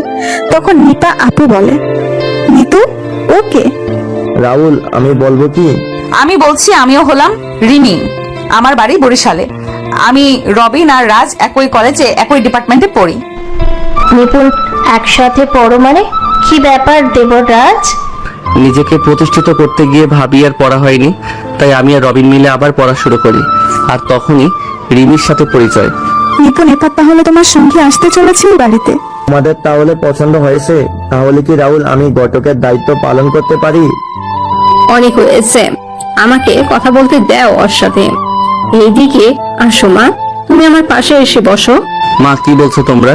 তোমরা যা ভাবছো সেটা সত্যি না। তাহলে কি সত্যিতে আমি বলবো রাত 12টা? রবিন চল তো, অনেক কাজ আছে এখন। আপুর বিয়ে কি? শাল্লা চল তো। রাহুল রবিনকে নিয়ে বাইরে এসে ইচ্ছে মতো মারতে লাগলো, আর রবিন বাচ্চারা চিৎকার করছে। তখনই হঠাৎ করে রাহুলের ফোন বেজে ওঠে। রাহুল ফোন রিসিভ করতেই শুনতে পেল, কেমন আছো জানেমান? কে বলছেন? এত তাড়াতাড়ি ভুলে গেলে আমায়? তোমার এক্স গার্লফ্রেন্ড। আমার এক্স দিয়া। যাক, মনে আছে আমায় তোমার। মনে থাকবে না? তোর আর তোর বাপের থেকে অনেক হিসাব তুলতে হবে যে। দেখা করবে আমার সাথে? তোমায় দেখতে আমার খুব ইচ্ছে করছে। কোথায় দেখা করবি? কালকে জল্লার পার ওয়াকওয়েতে বিকেল 5টা। আচ্ছা। কে কল দিয়েছিল? দিয়া। কোথায় যাবি? কালকে বিকেলে দেখা করতে যাব। আর শোন, রিমিকে আমাদের সাথে নিয়ে যাব কালকে। কেন? গেলেই দেখতে পাবি খাঁচা ভেঙে পাখি উড়ে গেছে রে, অন্য ডালে শুকনা পেয়ে আবার খাঁচায় ফিরে এলো রে। আহারে আহারে। তুই গান গাইছিস? কালকে তুইও সেখানে একটা জিনিস দেখে গান গাইবি, দেখে নিস। রাহুল আর রবিন কিছু সময় কথা বলে বাসায় চলে আসে। সবাই একসাথে খাওয়া দাওয়া করে যে যার যার রুমে গিয়ে ঘুমিয়ে পড়ে। পরের দিন সকালে সবাই নাস্তা করে নিল। তারপর রাহুল, রবিন, আরিফ আর নিপুণকে নিয়ে রওনা দিল এয়ারপোর্টের উদ্দেশ্যে। রাহুল সমস্ত ফর্মালিটি শেষ করে যখন আসতে যাবে, তখন নিপুণ রাহুলকে বলে, রাহুল ভাই আমার, আমি যদি আর ফিরে না আসি তাহলে আমার মেয়েটাকে দেখে রাখিস। ভাবি তুমি কি বলছো এসব? তোমার কিছু হবে না, তুমি সুস্থ হয়ে যাবে। তোমার মেয়েকে তো তুমি দেখবে। আমি ডাক্তার, আর আমি জানি আমি কোন পর্যায়ে আছি। ভাবি তুমি সুস্থ হয়ে যাবে। তুমি যদি ভেঙে পড়ো তাহলে কি করে হবে বলো? তুমি নিজেকে শক্ত রাখবে, আর নিজের মেয়ের জন্য তোমায় বাঁচতে হবে, তোমার স্বামীর জন্য বাঁচতে হবে, আমাদের এই সংসারের জন্য তোমায় বাঁচতে হবে। ওই হাদারাম দেখে রাখবি, কোনো সমস্যা হলে কল দিবি, আর আমার মা তাকে দেখে রাখবি। মনে হচ্ছে বউ বাচ্চা তোর। আরে ভাই, আমি আছি তো দেখার জন্য। ভাইয়া তোর বাইকে বিয়ে দিয়ে দাও। চুপ শালা, সাবধানে যাবে। এয়ারপোর্ট থেকে রাহুল আর রবিন অফিসে চলে যায়। বিকেলবেলা রাহুল আর রবিন বাসায় এসে খাওয়া দাওয়া শেষ করে কিছু সময় রেস্ট নিয়ে রেডি হয়ে নেয়। রাহুল রবিনকে বলে, রিমিকে নিয়ে আয় তুই, আমি গাড়িতে আছি। আমি নিয়ে আসবো? হ্যাঁ তুই নিয়ে আয়, আমি গেলাম। রাহুল গাড়ির কাছে গিয়ে ফোন বের করে, কাউকে কল দিয়ে কথা বলছে। কিছু সময় পর রবিন আর রিমি বাসা থেকে বের হয়ে আসে। রাহুল কথা বলা শেষ করে ইশারা করে গাড়িতে বসার জন্য। রিমি রবিন গাড়িতে বসলেই রাহুল গাড়ি চালানো শুরু করে। তখন রিমি বলে, কোথায় যাচ্ছি আমরা? কাজে যাচ্ছি। মিথ্যা বলছি কেন, সত্যিটা বল। কি সত্যি? রাহুল তার এক্স গার্লফ্রেন্ডের সাথে দেখা করতে যাচ্ছে। কি ওই বজ্জাতেরও গার্লফ্রেন্ড ছিল? কেন আমার গার্লফ্রেন্ড থাকতে পারে না? না তোমার মতো রাক্ষসী থাকবে? রবিন, আমি কি কোনো বজ্জাতের সাথে কথা বলছি? আমার বিষয়ে কথা বলছে, আবার বলছে আমার সাথে কথা বলছে না। রিমি আর রাহুলের ঝগড়া শুনে রবিন মিটমিট করে হাসছে। তখন রিমি বলে, শালা মন চাচ্ছে তোকে জেলের। ওই শালা হাসছিস কেন? হাসি থামিয়ে গাড়ি থেকে নাম। রাহুল রবিন রিমি গাড়ি থেকে নেমে ওয়ার্ক ওয়েতে হাঁটাহাঁটি করছিল। তখনই দেখতে পায় দিয়া আসছে। দিয়া এসে রাহুলকে জড়িয়ে ধরে বলে, কেমন আছে জানেমান? কতদিন পর তোমায় জড়িয়ে ধরলাম বলো তো। আহ, কি যে শান্তি পাচ্ছি আমি। 6 বছর 6 মাস 6 দিন পর। বাহ, তুমি মনে রেখেছো দেখছি। মনে তো রাখতেই হবে। রাহুল দিয়াকে তার কাছ থেকে ছাড়িয়ে নিল আর রিমি চোখ গরম করে দিয়ার দিকে তাকিয়ে আছে। দিয়া রিমির দিকে তাকিয়ে বলে, মেয়েটা কি তোমার? আমরা একসাথে পড়ি আর মেয়েটাকে তুই ভালো করে চিনো। আচ্ছা তাই নাকি? তা কি মেয়েটা? সেটা একটু পরে জানতে পারবে। বলো কি বলতে চাও তুমি? জানেমান, তুমি তো মাস্টার স্ট্রোক গেম খেললে আমাদের সাথে, বুদ্ধি করে নিজের বোনকে বাঁচিয়ে নিলে, এখন আবার পরিবারকেও বাঁচিয়ে নিতে চাইছো। মাস্টার রানীর সাথে ছিলাম তাই শিখে গেছি। বাহ, ভালোই তো স্মার্ট হয়েছো দেখতে পাচ্ছি। সবই তোমার জন্য জানেমান। মন চাচ্ছে তোমায় এখন আই লাভ ইউ বলি। তোমার সাথে দেখা না হতে পারে জানেমান। মানে?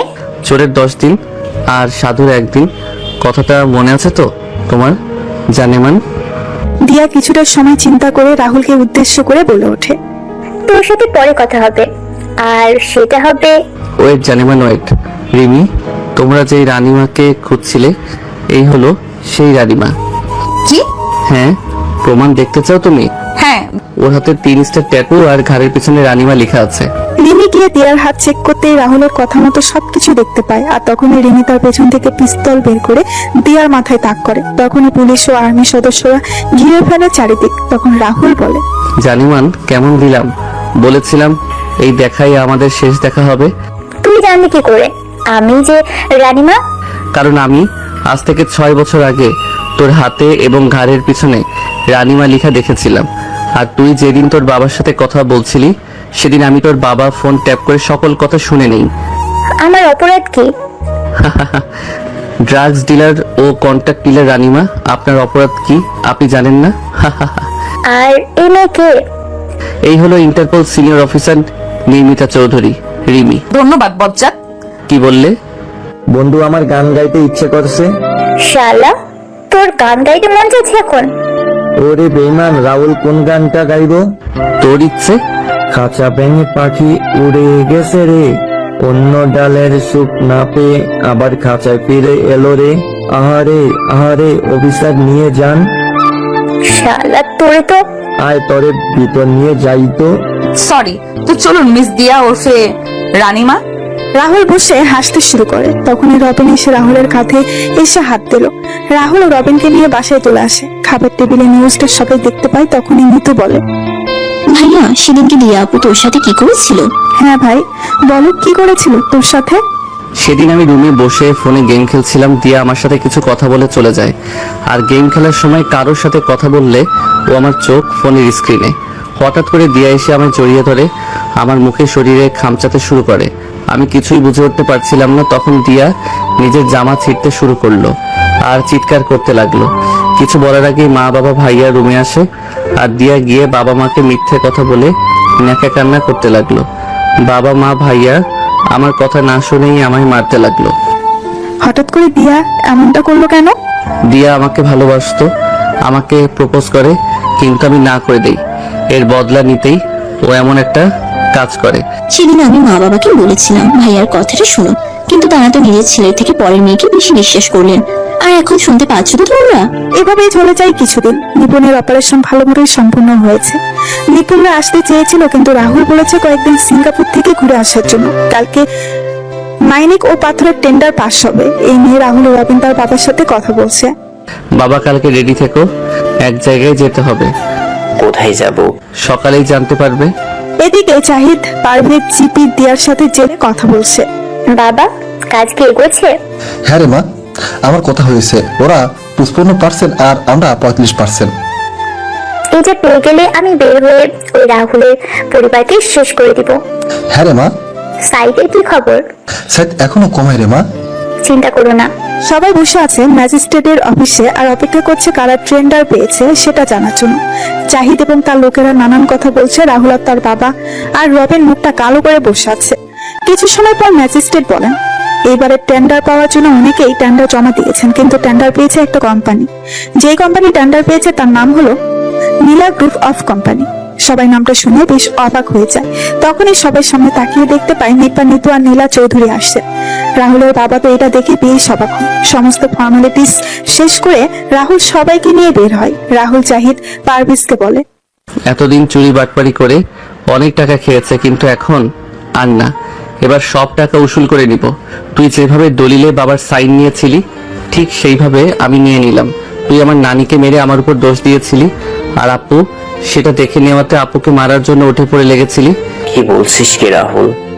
মা তো পানিতে ডুবে মারা গিয়েছিলে, তাহলে? না মা, ওই জাহিদ পারভেজ আমার চোখের সামনে নানিকে গলা টিপে মেরেছিল।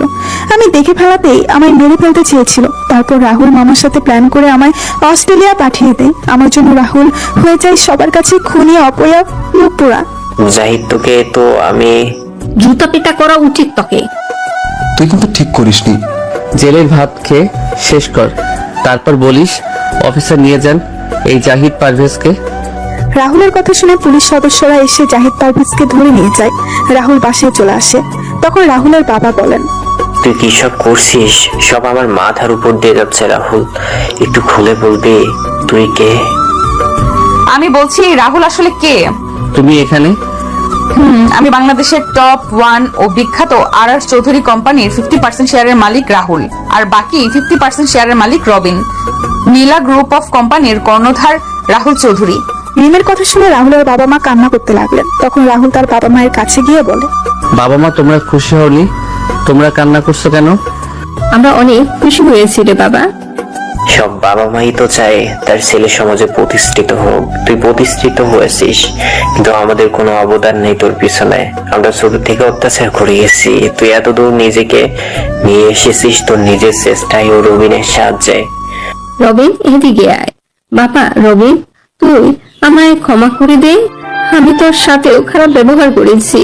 আন্টি কি যে বলো না তুমি। তুমি আঙ্কেল শুধু দোয়া করো আমরা দুই বন্ধু যেন এভাবে একসাথে থাকতে পারি। আহা আপু। আমার দোয়া লাগবে না? আরে লাগবে তো আপু, তুমিও দোয়া করো। সবার কথা বলা শেষ হলে আমার বাবা মায়ের সাথে পরিচিত হয়ে নাও। তারপর সবাই রিমের মায়ের সাথে পরিচয় হয়ে নিল। রবিন রাহুল চলে যায় সেখান থেকে। রিমে ও রিমের বাবা মা কথা বলে চলে যান। রাতে সবাই খাবার খেতে বসেছেন। তখন রাহুলের বাবা বলেন, রাহুল আর 2 দিন পর তোমার আর রিমির বিয়ে। আমি কথাটা শুনে কাশতে শুরু করলাম। বাবা কি বলছো? আর কোনো কথা না, রবিন আমাদের সব বলেছে। বিয়ে ফাইনাল মানে ফাইনাল। ওই শালা কি করেছিস? হা হা হা বন্ধু। দাঁড়া, আমার একটা শর্ত আছে। কি শর্ত? রবিন আর নিতুর বিয়ে দিতে হবে। মানে? দুইজন দুজনকে ভালোবাসে 4 বছর ধরে। কি রে রবিন, নিতু রাহুল কি সত্যি বলছে? আসলে আপু বাবা, নীরবতা সম্মতির লক্ষণ। বিয়ের 2টা 1 তারিখে আয়োজন করো। সবাই যখন কথা বলছিল তখনই বাসার লাইটগুলো নিভে যায়। সবাই যখন মোমবাতি জ্বালাতে যাবে তখনই নিপুণ বলে ওঠে, happy birthday to you Rahul, many many happy returns of the day. শুভ জন্মদিন ভাই। শুভ জন্মদিন ভাইয়া। শুভ জন্মদিন বন্ধু। ধন্যবাদ সবাইকে। ধন্যবাদ ভাবি, আমি ভুলেই গিয়েছিলাম আজকে আমার জন্মদিন। ভাই তোর বিয়ের খবর শুনে এলাম। তারপর সবাই মিলে কেক কেটে রাহুলকে খাইয়ে দিল। রাহুল যখন রুমে আসে তখনই রাহুলের ফোন বেজে ওঠে। রাহুল ফোন রিসিভ করে বলে, হ্যালো। শুভ জন্মদিন বজ্জাত। ধন্যবাদ রাক্ষসী। কি করছিস বজ্জাত? বসে আছি। বিয়ের শপিং কবে করব? নিজের টাকা দিয়ে শপিং করো, আমার একটা টাকাও হাতে নেই। শালা, কঞ্জুস। তুমি কি কম? বিয়েটা হয়ে যাক, তারপর বুঝবি। করবো না বিয়ে। কি বললি? ঠিক, তুমি এখানে? আমার জামাইয়ের জন্মদিন আমি কোথায় থাকবো? দেখো বাইরে সবাই আছে, তোমায় আমায় একসাথে দেখলে ভুল ভাববে। চলো না ভুলটা করে নেই। মা, চলুন আমরাও চলে যাই। ওদের ভুল দেখে আমাদের কি লাভ? ওদের ভুল ওরা করে নিক। ভালো থাকবেন, সুস্থ থাকবেন সবাই। দেখা হবে খুব তাড়াতাড়ি।